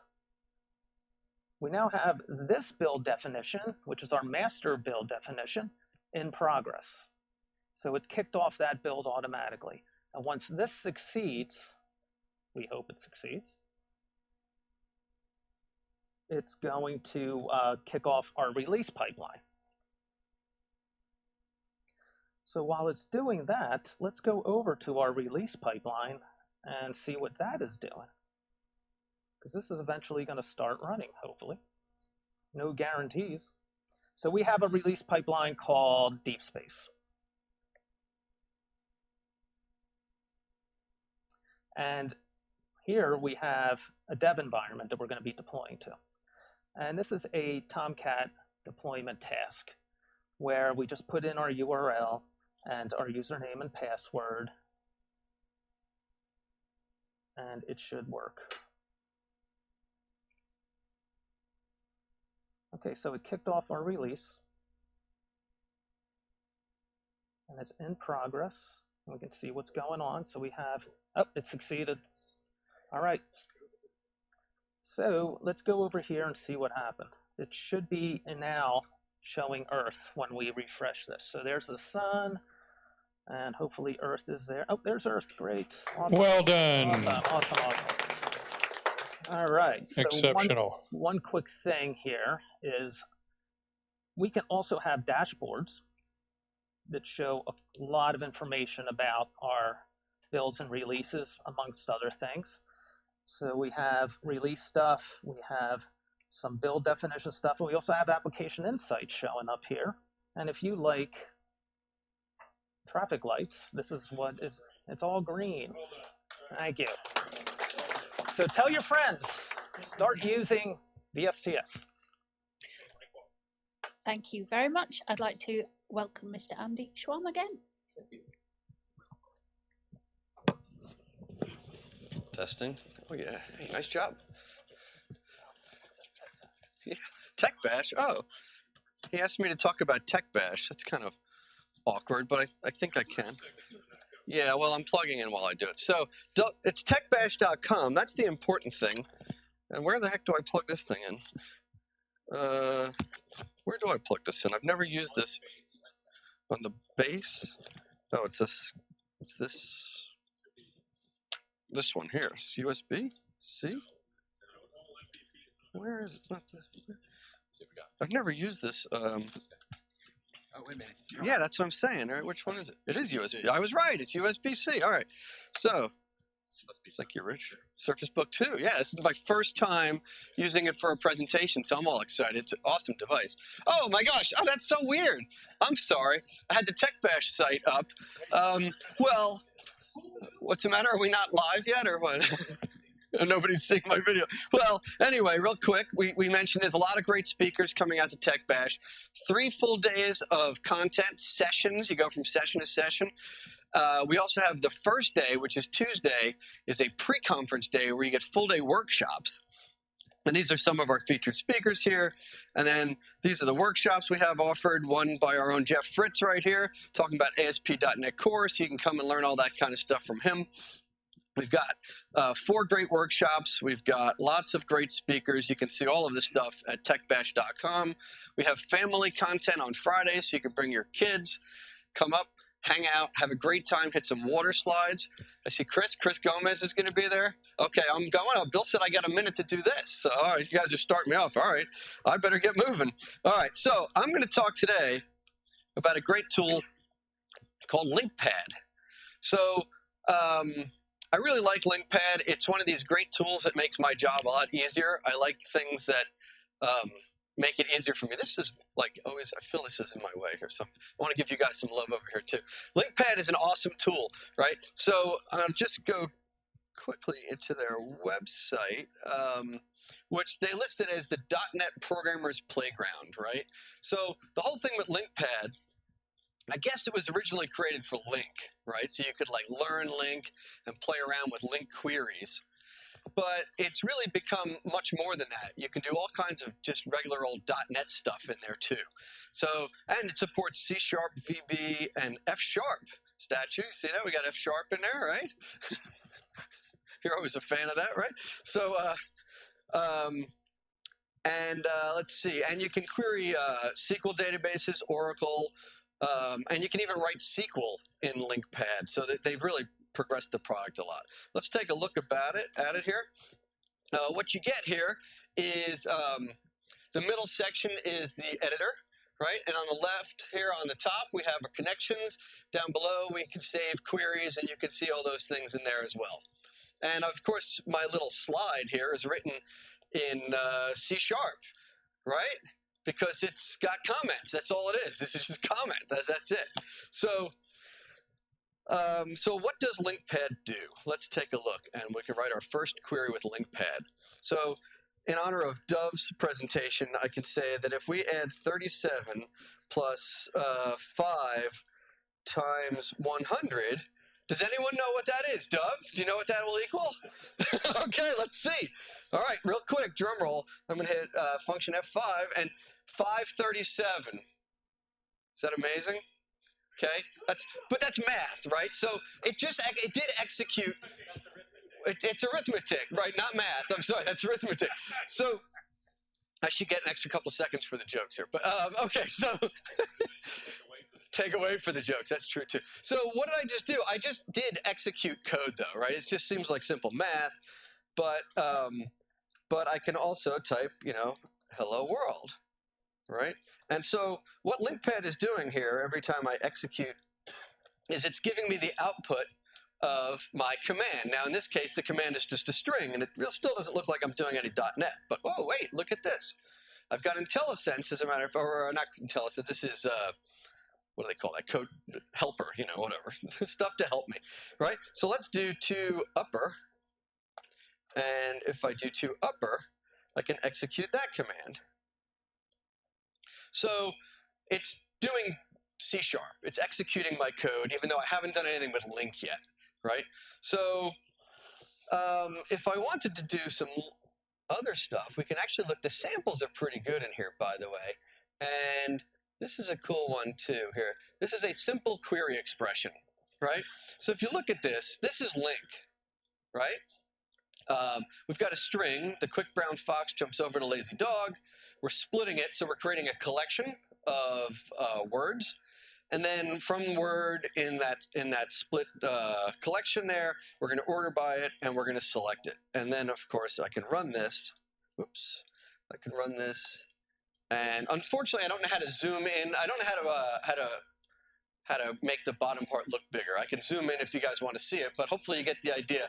It's a list of words, right? So we've executed a LINQ command. Again, not necessarily against SQL, but it's just LINQ. Now, you'll also notice one thing that's different about this. There's no semicolon at the end of my statement there. And that's because if you look up at the top of the window here, and I do have, let's see. Yeah, I could zoom in on some things. So if you guys want to see more things, I can, that's at the bottom that you can't see. Where is my mouse? Oh, my. There it is, right there. So this drop down at the top shows me that in my editor, I'm executing a C# expression. And since it is a C# expression, it doesn't need me to give it a semicolon at the end, because the whole thing is an expression, right? It just treats it like that. I can choose other things at the top as well. And I can execute more than one statement. Let's do that first, actually. In this case, I'm going to do more than one statement. So now the box changes. In this example, I'm not in C# expression anymore. I'm in, oh, that's tougher. I'm in C# statements, right? I could choose VB, I can choose other things here, but I'm choosing to run C# statements. So in this case, since there are multiple statements in my expression, in my editor here, I do have semicolons at the end of them, right? And as you can see there, and I'm just doing some stuff in here, right? The first one is the same query we had before. The bottom one is looking for duplicates, and et cetera, et cetera. And what you see here is that I have, so these are C# statements, right? Multiple statements. The first one creates a query called words. The second one is stored in a variable called duplicates. And then we get to the bottom, and you see this dump command, right? That is the holy grail of LINQPad. Anytime you say .dump, it's an extension method, right? They're utilizing that great feature. anytime you say dump, it dumps the result out to the screen, right? So you don't have to say like print or anything like that. You just take your object. It could be a literal, an object, you know, whatever it is, and you say dump, and it dumps it out to the screen. So we could take a look. I'll run this one, and there's the two different results. Now, a cool thing I learned just in doing this, you know, one of the best ways to learn about something is to do a demo of it, right? I've been using LINQPad for a while, and I never knew about this feature. So I can go into the dump statement here, and the dump extension here, and I can say words or something like that, you know, first part. And this is why I don't like typing on the screen here. Let's see. So now, I don't know if you can see this down here, but it actually, where am I? Holy moly. It won't scroll. Come on, seriously? Let's try that again. It did not scroll down to the bottom. It will not go past there. That is odd.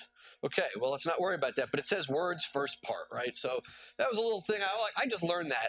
I actually learned that today, like super cool.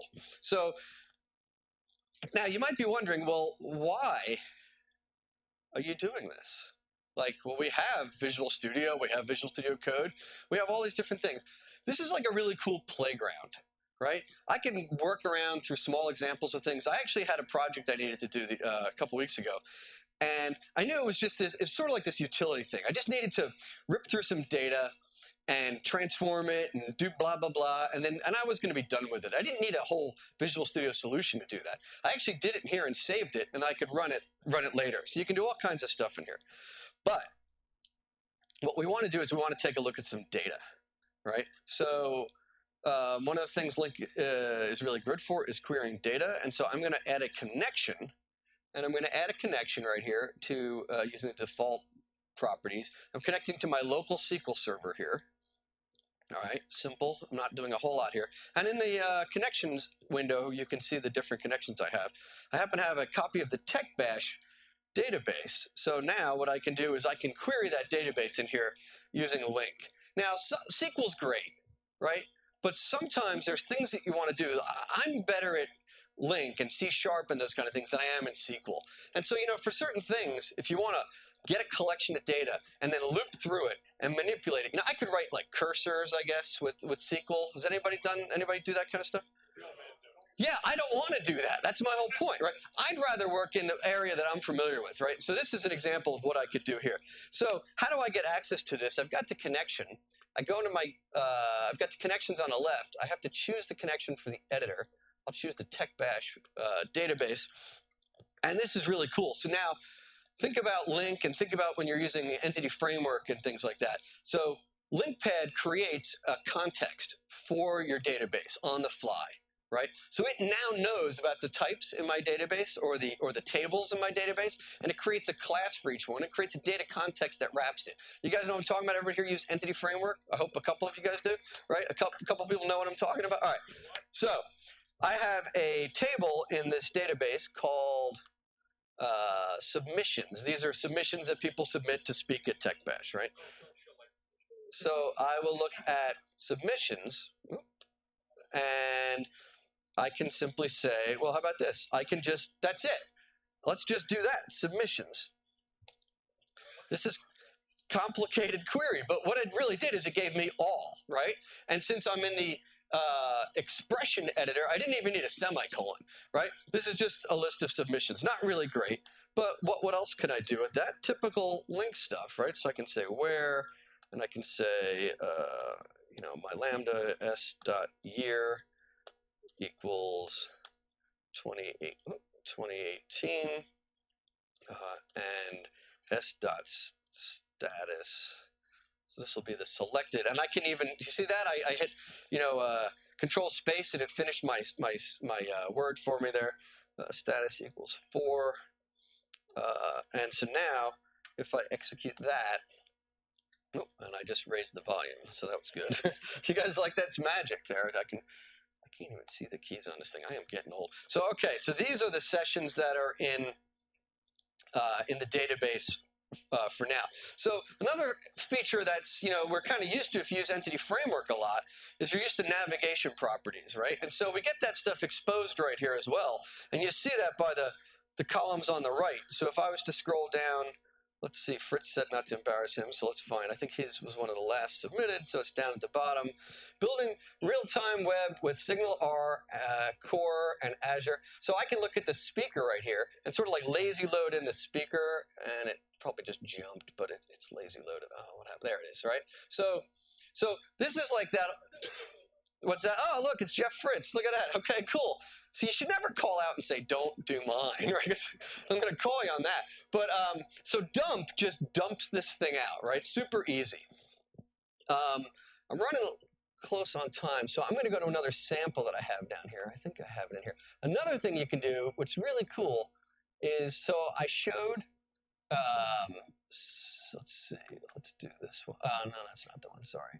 Statements, yeah. So this would be that I can run multiple statements in there. And it's really not much difference, but in this case, I'm just saving the value of my query as submissions. I do a for each, and then I'm just going to dump each one of the things again. Not too fancy, but what that shows is, and it looks different too, by the way, what that shows is that I didn't just execute a statement, but I bundled several statements of C# into one little application, a little program, and I output it, and then I dump through each one of them. Okay, but the really cool stuff, and this is the last demo I have, is, but wait, there's more, is a program. So let's take that same thing, but in this case, when I query my,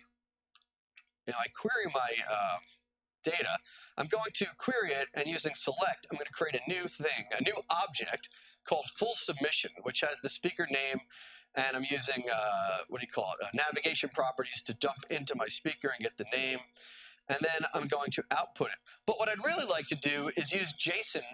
I'd like to serialize it as JSON, right? So what I can do is I can go over to this query, and I can go down to the NuGet package manager, and I can bring in stuff that I want to use. So let's get json.net. And I think, actually, it's already added because I did that before. And if I do this, let's see. Yep. Yeah, we're good. Don't worry. Thank you. So I'm actually, see, if you think about this, I have a class in here. Thank you. I have a class. I got 3 seconds. 2, 1. I got a class. I've got queries. I've used NuGet to bring in external components, right? You can really use this as a great playground, a great tool to play around with C#, with VB, with whatever you want, and Link. And with that, thanks very much. Well done.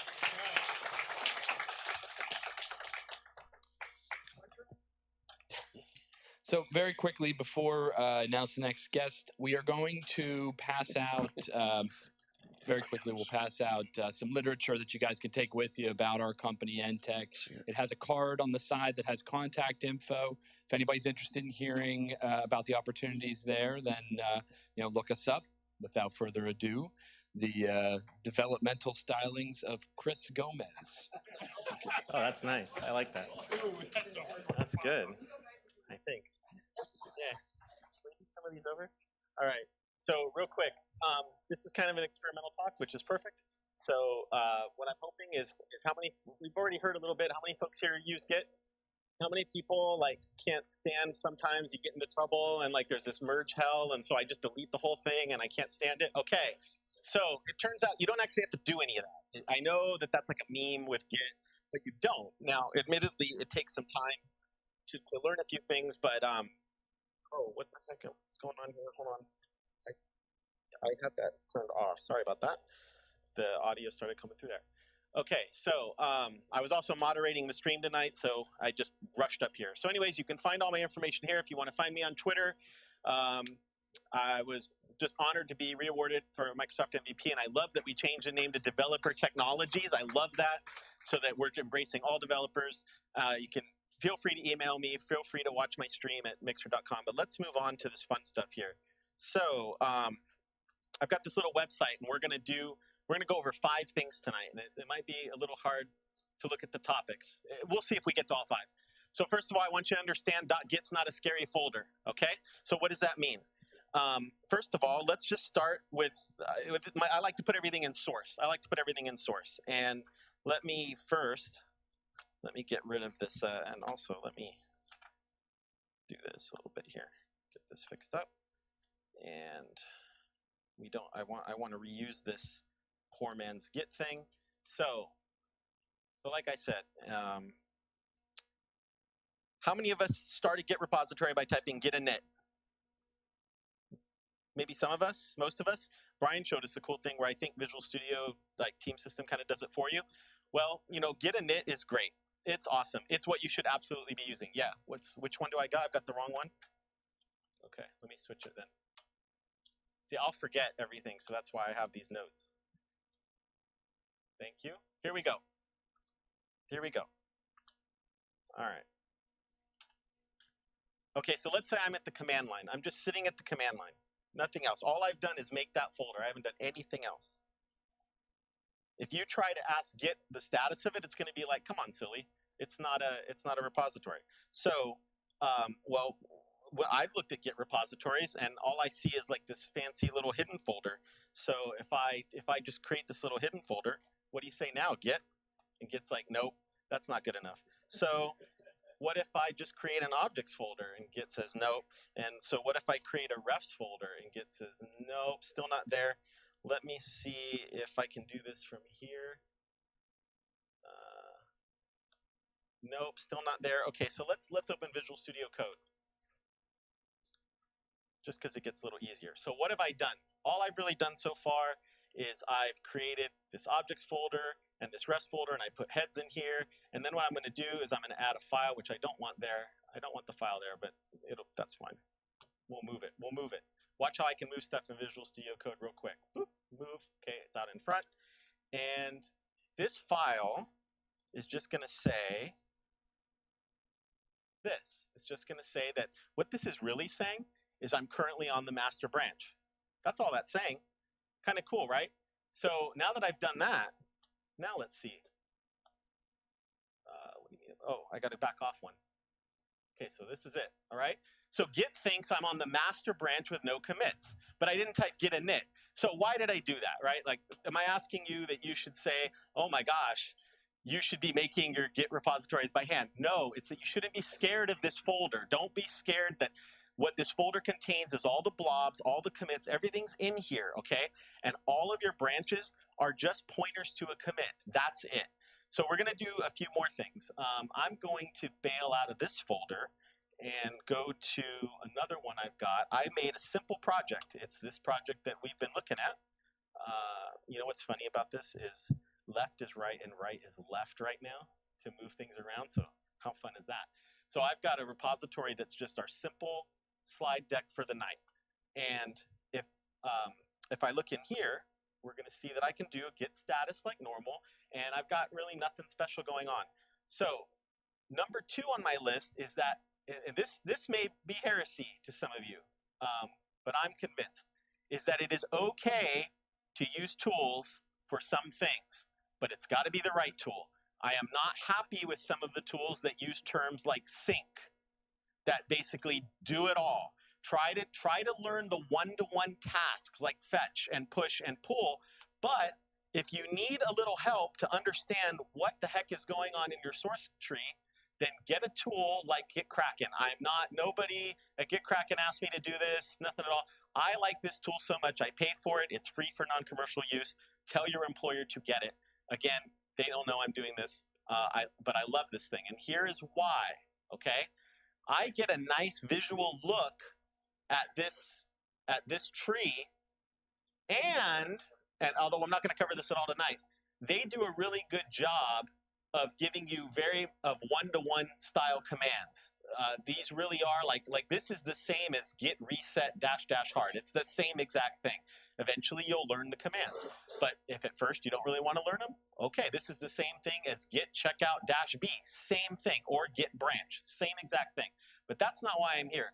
The real reason I'm here is to show that this was some work I did. And one of the things that's really hard in teaching Git is come up with realistic scenarios. But the scenario that I'm on here is what I really want to say is, let's just say that I was actually back on on my work. All right. So how often does this happen to you? Where you say, here's where I'm at. I started working because the last time I looked at this repository, we were all at initial list of topics. I know that's a little small. And then, holy smokes, everybody else started doing stuff and kept going. What do I do, right? So one of the things that I think happens is people get afraid that if they move or delete or merge a branch that they're going to ruin something or break something. But the thing that you have to understand, and I left all of those Post-its over there, is all of these branches, they're just Post-it notes. That's all they are. Rich is holding them up so everyone can see them. They're just Post-it notes. They're just pointers to commits. That's it. The commit graph, the commits themselves have all the information they need to walk things back. Okay? Yeah, I'm fine. I don't actually need it. That was just a visual aid, but I appreciate that. So let me open. I'm gonna have to do it this way. I'm gonna have to say cd git, and then will you let me open code from here? That would be sweet. Because then what we can do is we can look in here, and remember that refs folder I was talking about? Look at this. These are the names of the branches. Master, final outcome, and look at all that's in there are commits. That's it. So Git doesn't actually store history. All it really says is I've got a sticky note named master, and it's pointing to some commit with a hash. And then if I want to figure out how to render this tree, well, it's no problem, because every single, let me get rid of all the fluff. This is why I like it. So if I just want to concentrate on my current local master branch, here I am in Git Kraken. See how I've hidden everything off to the side? I turn those eyeballs off. So I'm just looking at my local master. Let's just get all the cruft out of the way. So let's look at this commit. Its commit hash is 891753. Back over to Visual Studio Code, 891753. That's all Git stores. I'm picking the wrong one, sorry. 891753, that's all that Git stores. I know they're the same. That's important though. So what is the Git commits parent? It's right here. You can just start walking them back. 768, B77, that's what Git does. So why were they the same? Because I intentionally have two sticky notes pointing at the same commit. It doesn't matter that I have two branches that are in the same spot. What people get afraid of is they say, well, if I deleted the first draft branch, I might destroy that history. Why? There's another sticky note pointing at the same commit. You have nothing to fear. So all I have to do is come to the command line, and I don't need that first draft thing anymore. So it's, what is it again? It's branch-d first draft. And there it is. It's gone. I'm going to head back to my visual aid, and it's gone, but nothing happened to the tree. Why did nothing happen to it? A lot of us are .NET developers. We understand garbage collection and how things don't get removed if there is a reference to it. Great analogy for Git. Great analogy for Git. There's still a reference to these commits. So absolutely nothing happened to this tree. So don't be afraid. I knew this was going to go quicker. Branches and tracks are just pointers. Make a new branch anywhere fast. Okay, this is another one of my favorite tricks. If for some reason let's look at the whole thing now. Let's look at all the work that everybody did. If for some reason, and this happens, you wish that you could get back and do some work right here, see this commit, 6B1223, if I take that, how many of you know this? I can go out to the command line and I can say git, checkout, and I can put that commit, and boom, I am now, that was like total John Madden. How many people remember that? So now I have the source repository at that point in time, even though no sticky note is pointing to it. I like using that term because to me, that's what these things are. They're just sticky notes you can pick up and move around. So, but it says head there. Head is a special pointer. It's where your repository is. When that also happens to coincide with a branch, we just don't visualize that. However, did you see this scary term over here? Detached head state, right out of a zombie movie. It scares the heck out of you. You will not forget this now that I use the zombie joke. All detached head state means is that you are not pointing at a current sticky note. That's it. That just means that you're not on a branch, you're not at a branch pointer or a tag pointer. So you are not working at a current sticky note. That's it. So you won't be afraid to attach state to head state anymore. In fact, you could start working here. So how would I do that? I could say, well, what if I made a new branch right here? I think I'm doing this right. I use the commit, and let's just call it whoa, Keanu Reeves style. Did I do it backwards? I did it backwards, didn't I? If I say it's whoa, and then the commit hash, boom. Now let's go back and see how I've added a sticky note, a new pointer, and I could start working here. Now I could commit here. I could diverge. This is a great way to do hot fixes, right? We knew the code was broken here. Let's fix it here. But I better not start committing yet because look, this is a little silly thing I kind of think. I'm still in detached head state. I haven't actually switched to the branch. So that's simple enough. Git checkout, whoa, boom, switch to the branch. I can go back to work. I can go back to work. So don't be afraid. These are just pointers. That's it. Now, one last thing. Don't worry, it's not gone. Okay, this is the hardest demo, but I'll try and get it done here. All right. See that final outcome up at the top? See that guy? All right. Oh, come on, get cracking. I've only got like a minute. I believe that, so final outcome is pointing to a couple commits. If I hide it, that's going to actually remove commits from the graph. That sounds destructive. See how I can sort of test what might happen if I delete that branch? Like, oh, those go away. Oh, no. Well, just for the heck of it, I'm gonna save this commit 8173030B. I'm just gonna save it. In fact, let me go get that into Notepad real quick. You can, believe it or not, I do this sometimes, just because I want to be safe. All right, I remember that commit, and then I'm gonna, and you know, don't ask me why I'm trying to do this, but believe me, this kind of situation happens where I say, okay, it's hard. It is hard to come up with actual Git situations, and you go to work and somebody says, you know, I really wish this branch was this and this branch was this. This is where these things happen. So let me get rid of final outcome.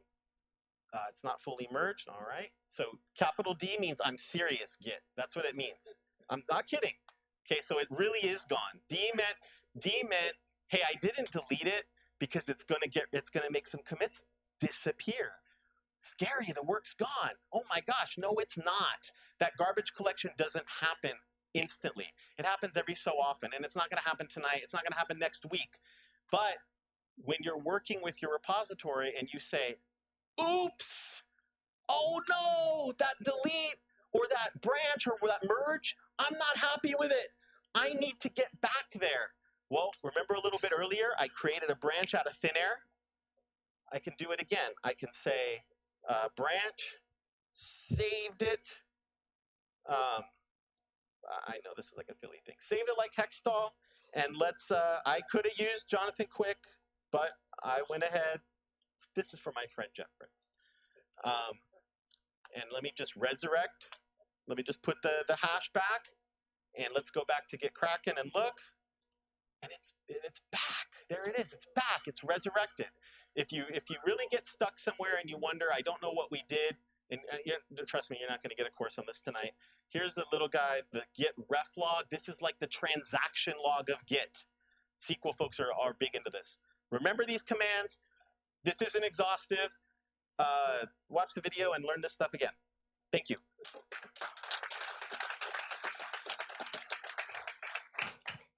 16 seconds over. Our next presenter needs no introduction, but knowing Bill, I feel like if I don't, I'll probably never hear the end of it. Ladies and gentlemen, Bill Wolff.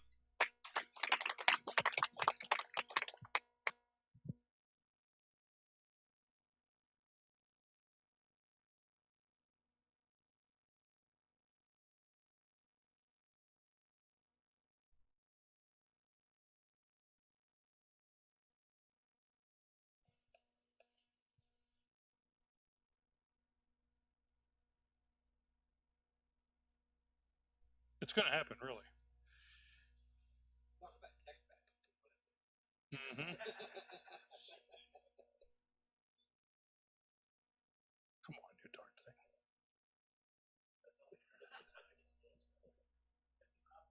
All right, it's up there. It's up there. Okay.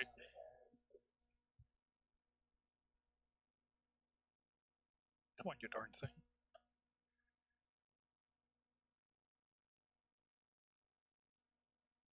We're getting somewhere. No, the mouse is not.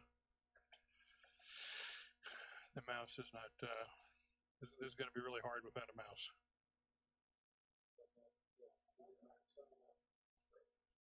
No, let me just hold on. Sometimes the keyboard doesn't. No, I don't care about that. It's okay. I'm all right. I think. Jesus. It's a Microsoft Surface laptop issue.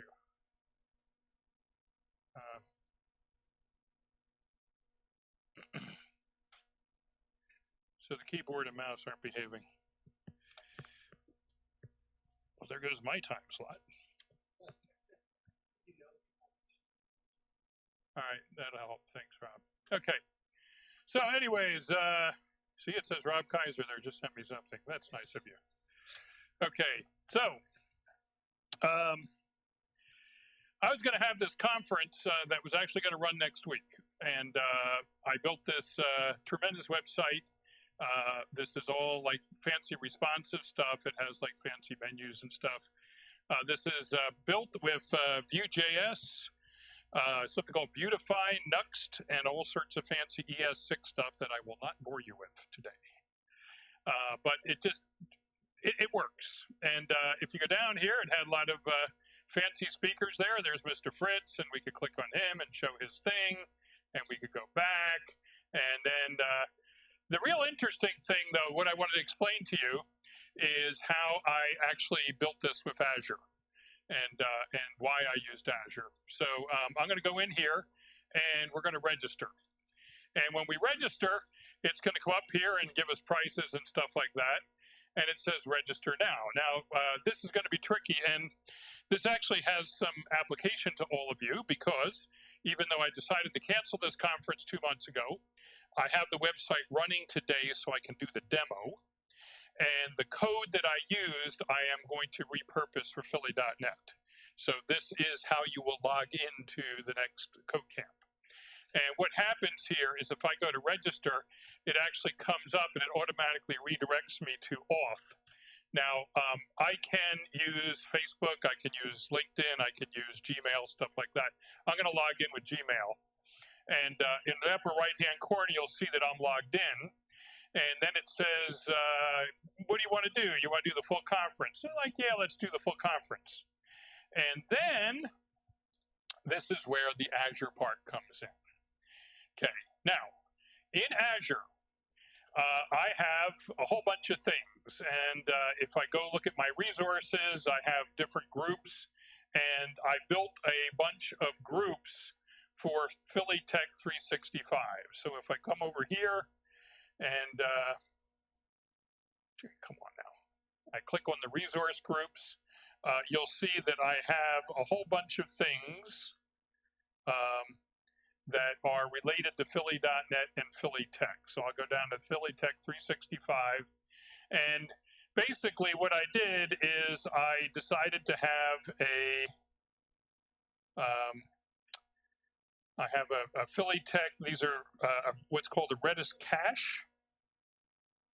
And if I can get your mouse to work. Close enough, okay. So I have a Redis cache, a CDN profile. These are all different things you make in Azure. The important thing here is that I have a Philly Tech 365 app service and a Cosmos DB. Cosmos DB is the non-SQL database that Microsoft has. Cosmos DB might look like this. So I have a Philly Tech 365, oops, that's the wrong one, this one. Okay, I have a Philly Tech 365 Cosmos DB. That's on the left-hand side. I can collapse that, and I can see that they have this thing called the Data Explorer. I can collapse that. Inside SQL DB, or Cosmos DB, I have a collection called Philly Tech 365, similar to a database in SQL, and it has in it items. And the items have documents. The documents have names.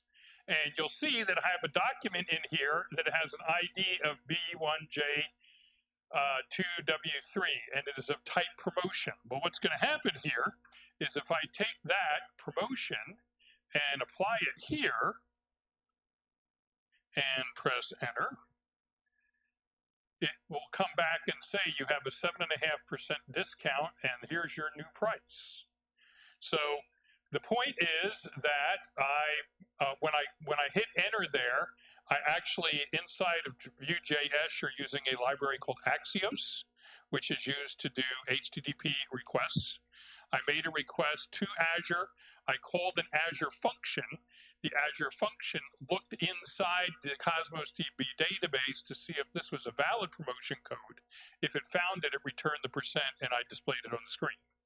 Now, I'm going to have other functions that once I decide to make the purchase, I would actually write to the function and actually store the fact that somebody purchased a registration or lots of other things. In fact, the way Cosmos DB works, you have many, many different types of documents. This is actually somebody that logged on. And if I go down further, this was a incident of somebody using a promote. No, that is a definition of a promotion code. I have to load more, give Azure a couple seconds to catch up here. And up here, now, I have these promotion codes, and I wanted to see how often people were using them. So whenever somebody used one, I automatically wrote to the database the fact that they used it. Now, when you work with Cosmos DB, the bottom 5 things are actually supplied by the database. They're sort of like pointers pointing to the NoSQL document. The top 2 things are what are important to me. Somebody used a promote code, and this was the code. If I really searched, I could show the fact that I just used a promote code. Okay, now, so in my website, then, it came up with this price, and I'm about to register. So the last part I want to show you is how do the functions work. And this is the interesting part. So we have a bunch of functions that I wrote for this. And there's one called off0. And the definition of off0, if the darn thing actually comes up. Come on, Azure, don't fail me now. You'll see, by the way, that all these things I write in JavaScript. I could write them in C#. I happen to write JavaScript because I use that a lot. Okay, and what I'm doing here is I am doing what's called a webhook. Does everybody know what a webhook is? Just nod. Just pretend that you do. Okay. So I'm working with a cloud service called off0. It allows you to do SAML logins using all the popular social things like LinkedIn, Facebook, stuff like that.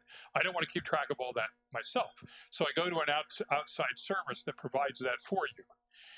When you log in, you're actually logging in through their servers. But what they do whenever somebody logs in is they actually can make a webhook call, and they can call my Azure function, and I can record the fact that Rob logged in. Okay, I'm doing that webhook for both off0 and for something called Stripe. Stripe is the top credit card vendor company, and that's how we're going to do the payments for CodeCamp, because I want to make it go faster, work better than it did in previous years. Okay. Now that you understand all that, let's look at the promote. And if we look at the promote function, this one will make more sense to you. Okay, so this one is a function. Well, now let me show you another function first. Let's do speakers. Okay, this is a really, really simple use of an Azure function. It is essentially hard-coded data. And what you do is you write a function, and you're given something called the context. The context is going to give you a hook into your request and your response. If I want to, I can make the context.res be a JavaScript object.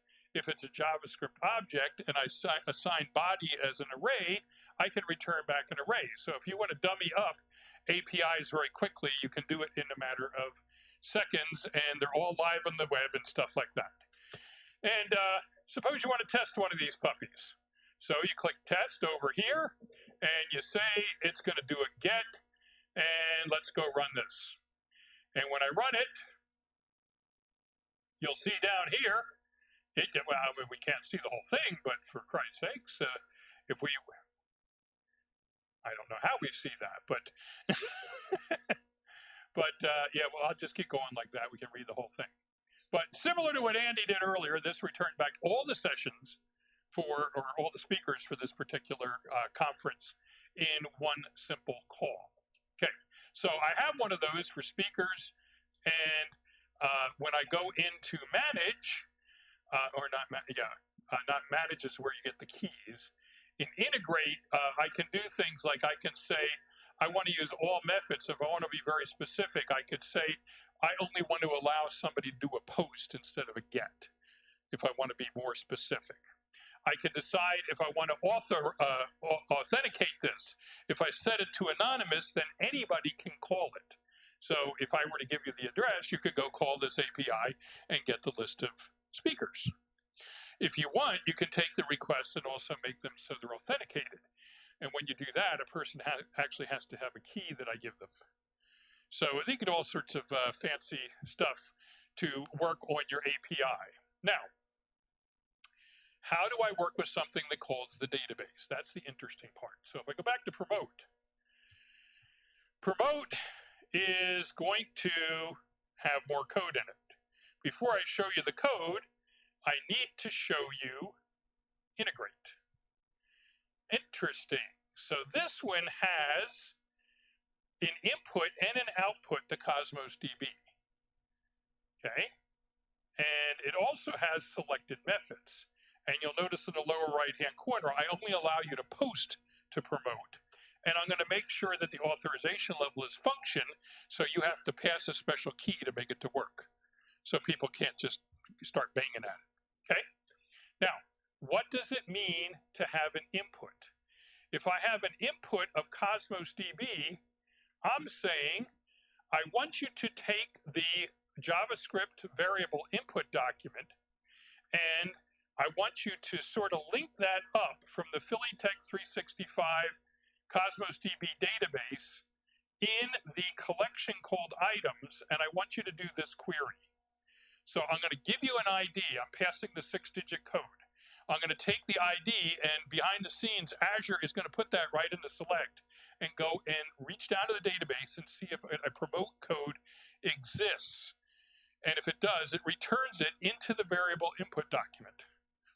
So that is one way to work with Cosmos DB.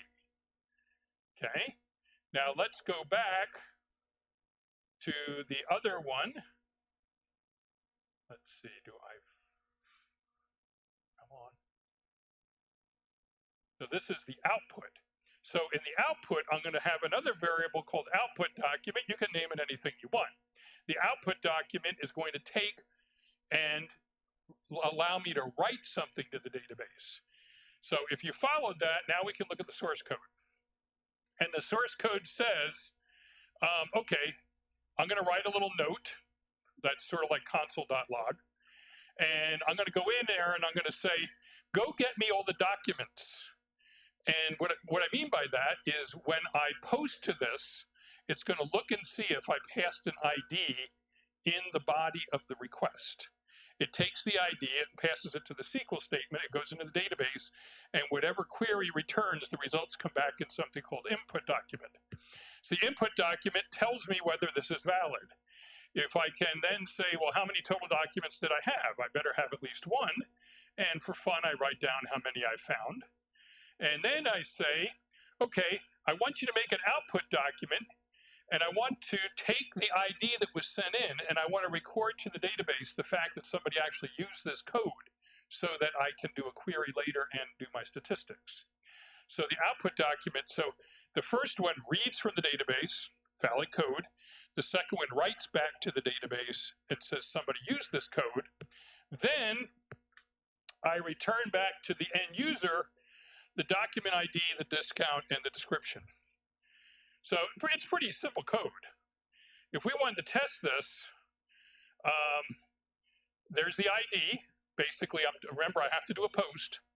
So I do a post with an ID of BIJ2W, and I go run, and it comes back, and it takes very little time, and it says I'm not authorized. Uh-oh. And, oh, that's because I made this so it requires a key. We don't have enough time to explain all that to you. It's time to go, yeah. Anyways, So it's pretty cool working with this. You ought to try this out. The Azure functions are so easy to work with and so fast. I hope you take the time to learn them.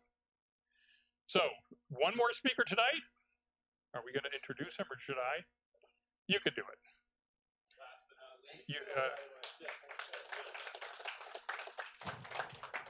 Last but not least, Jeff Fritz. That's it. Of course, the least.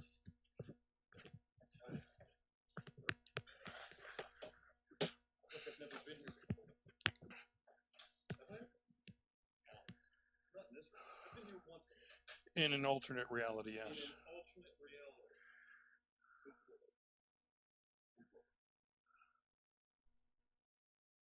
Stupid Surface laptops. Love Surface laptops. I'm paid to say that. No, really, I am. My name is Jeff Fritz. I work for Microsoft. I'm on the .NET team. Time is going. They already started. Oh, ha, ha, ha, ha. Ha, ha, ha. They only gave me 5 minutes over there, but Bill told me I've got the rest of the hour. It's already time to go. It's your house. It's my house. That's right. I work here. So I'm on the .NET team. Specifically, I'm on the .NET community team, and I wanted to talk to you a little bit about some of the things that have been going on with .NET this summer, some of the updates that we've announced we're moving forward with, and I want to talk to you about some of the fall events that we have. All right. So first thing, who saw the Build 2018 announcements? Nobody. Nobody saw Build 2018. Are you kidding me? Literally, I had 2,000 people in the room to see Scott Hanselman, Scott Hunter. You know who those guys are, right? Okay, who doesn't know who they are? It's okay. So they're the guys who are the, I know, Dov. They're the guys, they're the leaders of the .NET team. They're out there promoting and figuring out what the next bits are that we're going to do. So we had 2,000 people in the room, lots of people watching online. I had to turn people away and they got really mad. We released .NET Core 2.1. Who's using .NET Core? One person. 3. Really? Personally. Okay. You got to check it out. Real easy to bring into your existing projects because you can run it side by side with existing .NET Framework applications, okay? There's ways to do this. There's going to be a session at Ignite this fall. I know it because I'm the one who's writing it and presenting it. That's going to show you how to do that. But we released .NET Core 2.1. There's a lot of features in there that are very important. I'll show them on the next couple slides. But each month, because .NET Core is open source, we can release patches. So you're seeing security patches, improvements in performance released every month. These are optional for you to take. However, if you want to continue support, you got to take them. They're non-breaking. They're not changing APIs, okay? They're strictly fixes that you'll see in those patch updates. We announced ML.NET. Who's doing machine learning? Who's interested in machine learning? Who knows what machine learning is? Who doesn't? Okay. So machine learning, there's all these great things that you can do out there on Azure. Is that like Westworld? It's more like T2, more like Terminator, okay? So there's all kinds of machine learning things that you can do, whether it's on Azure, whether it's on AWS, on the Google Cloud, so that you can take advantage of big compute resources out there and calculate and compare things, build models, all kinds of existing things out there that you can do. But if you have your own models you want to build, you want to run locally, you want to take advantage of some of those capabilities, we have a new framework called ML.NET that runs on top of .NET Core that you can check out. It's in a very early, I would even call it alpha. 0.3 version was released on July 9th. There's more information about that coming over the next few months. We also announced .NET Framework 4.8. This will be released in the spring of 2019. And it's a continuation of the patches, of the fixes that you continue to see for .NET on Windows. There's a couple more features that are coming that are important for folks that are building Windows Forms, WPF applications, UWP. You'll see more announcements about that on our blog. I have links to the blog at the end. The big thing that we announced was .NET Core 3. Okay, this was an announcement. It's not shipping. It's not being. They're experimenting, figuring out where they need to go with this. There is nothing available for you to check out with that. But .NET Core 3 is going to bring some amazing features to .NET Core. For those of you that haven't adopted it yet, you'll start to see things that might make it very enticing for you to go over and start using .NET Core 3. But for .NET Core 2.1, where we currently are, we are currently the fastest commercially supported web server according to the Tech Empower benchmark. So you can see down there at number 11, tied basically with everybody at about 7 million requests per second is ASP.NET Core. That's strictly the web server responding, just sending text back, okay? It's not doing any processing, just outputting text and sending it back. We've basically hit a threshold with the network that everybody's jammed up at 7 million requests a second. They're doing things to make sure that they can expand that pipeline and we can push web performance even further in these tests. But what I want you to see is that this is the top commercially supported web server in performance, okay? That's huge for you. If you migrate to .NET Core, you're going to start to see this type of performance available to you. Not 7 million requests per second, because you're actually going to do business work on there. But you're going to get better performance off the top, right from the get-go, because you have high-performance web server available to you. When you actually start doing data work, then we start to see things change a little bit. So when we're working with Postgres on a Linux box, you can see we're still returning, where is it? Number 4, 329,000 requests per second, okay? I don't know how many of you are doing 300,000 requests per second and need to hit the database on every request. But that's a lot, all right? That is a ton. That's great performance for you that you're getting, and we're focused on this and making it get better. So much so that we've made our web framework, our capabilities with .NET Core so good that it makes PHP better. Check this out. The PeachPy framework, that's a framework that compiles PHP down to .NET Core compatible code that can run on that Kestrel web server, returns 450,000 requests a second. Normal PHP returns 241,000 requests per second. You get double performance of normal PHP out of the box by compiling it to .NET. I know! Okay, so .NET. We know .NET is, of course, our platform for building everything. And you can build PHP on top of it. You can build web stuff, cloud stuff, mobile, gaming, IoT, AI. Really cool stuff. And our tooling performance is improving. We went from compile times of 6.6 seconds to 1.9 when you have a small application. If you've got a big application, and the big application they're referencing here is actually Orchard, if you're familiar with Orchard. It takes 107 seconds when you use .NET Core 2.0 tools. When you use the new tools, 10 seconds. That's a 90% performance improvement, okay? That's making you more productive. I remember when we started with .NET back in 2001, 2002, and I had to compile my web forms app.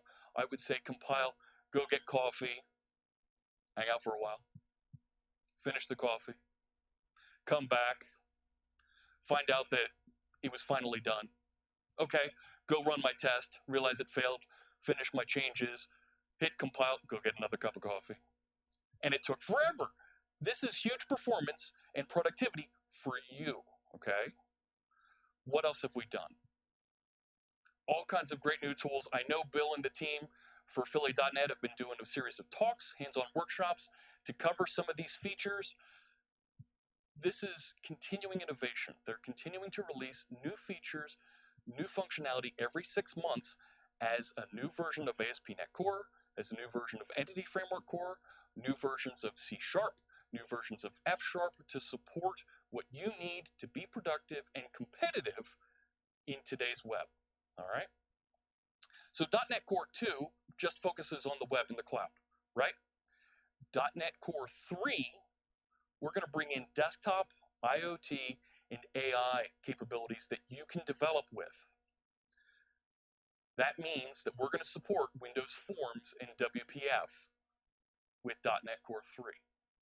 Okay, now that's on Windows only, We're going to have XAML islands so WinForms and WPF can host UWP controls.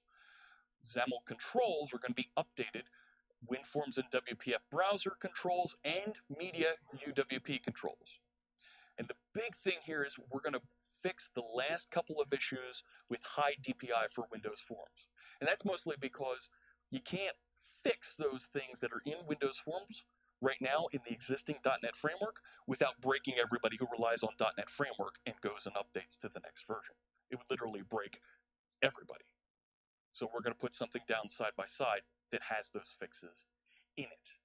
You're going to have access with this version of .NET Core to all of the Windows 10 APIs. That's huge. That's a step outside. That's that Windows compatibility pack that we have for .NET Core, but now it's going to be available for all of the APIs. We're going to have an app bundler so that you can pre-compile and have a fast startup for your application. You don't have all these DLLs laying all over the place. You'll have a single contained exe. Why Windows Desktop on .NET Core? If you've ever had to install .NET Framework capabilities side by side because you have one application that runs on .NET Framework 4, one that runs on .NET Framework 4.5, one that runs on .NET Framework 4.7.1 or 4.7.2, forget it. Your compatibility is really hard to manage. So we're going to let you put down .NET Core frameworks, of course, like you can do with ASP.NET Core, side by side, and you can manage those specific to your applications. All right. So here's what the diagram looks like for what this means for you. Your existing applications that are in .NET Framework, update those to .NET Framework 4.8. You're going to get a highly compatible update when you upgrade to .NET Framework 4.8. You're going to get great .NET Standard compatibility.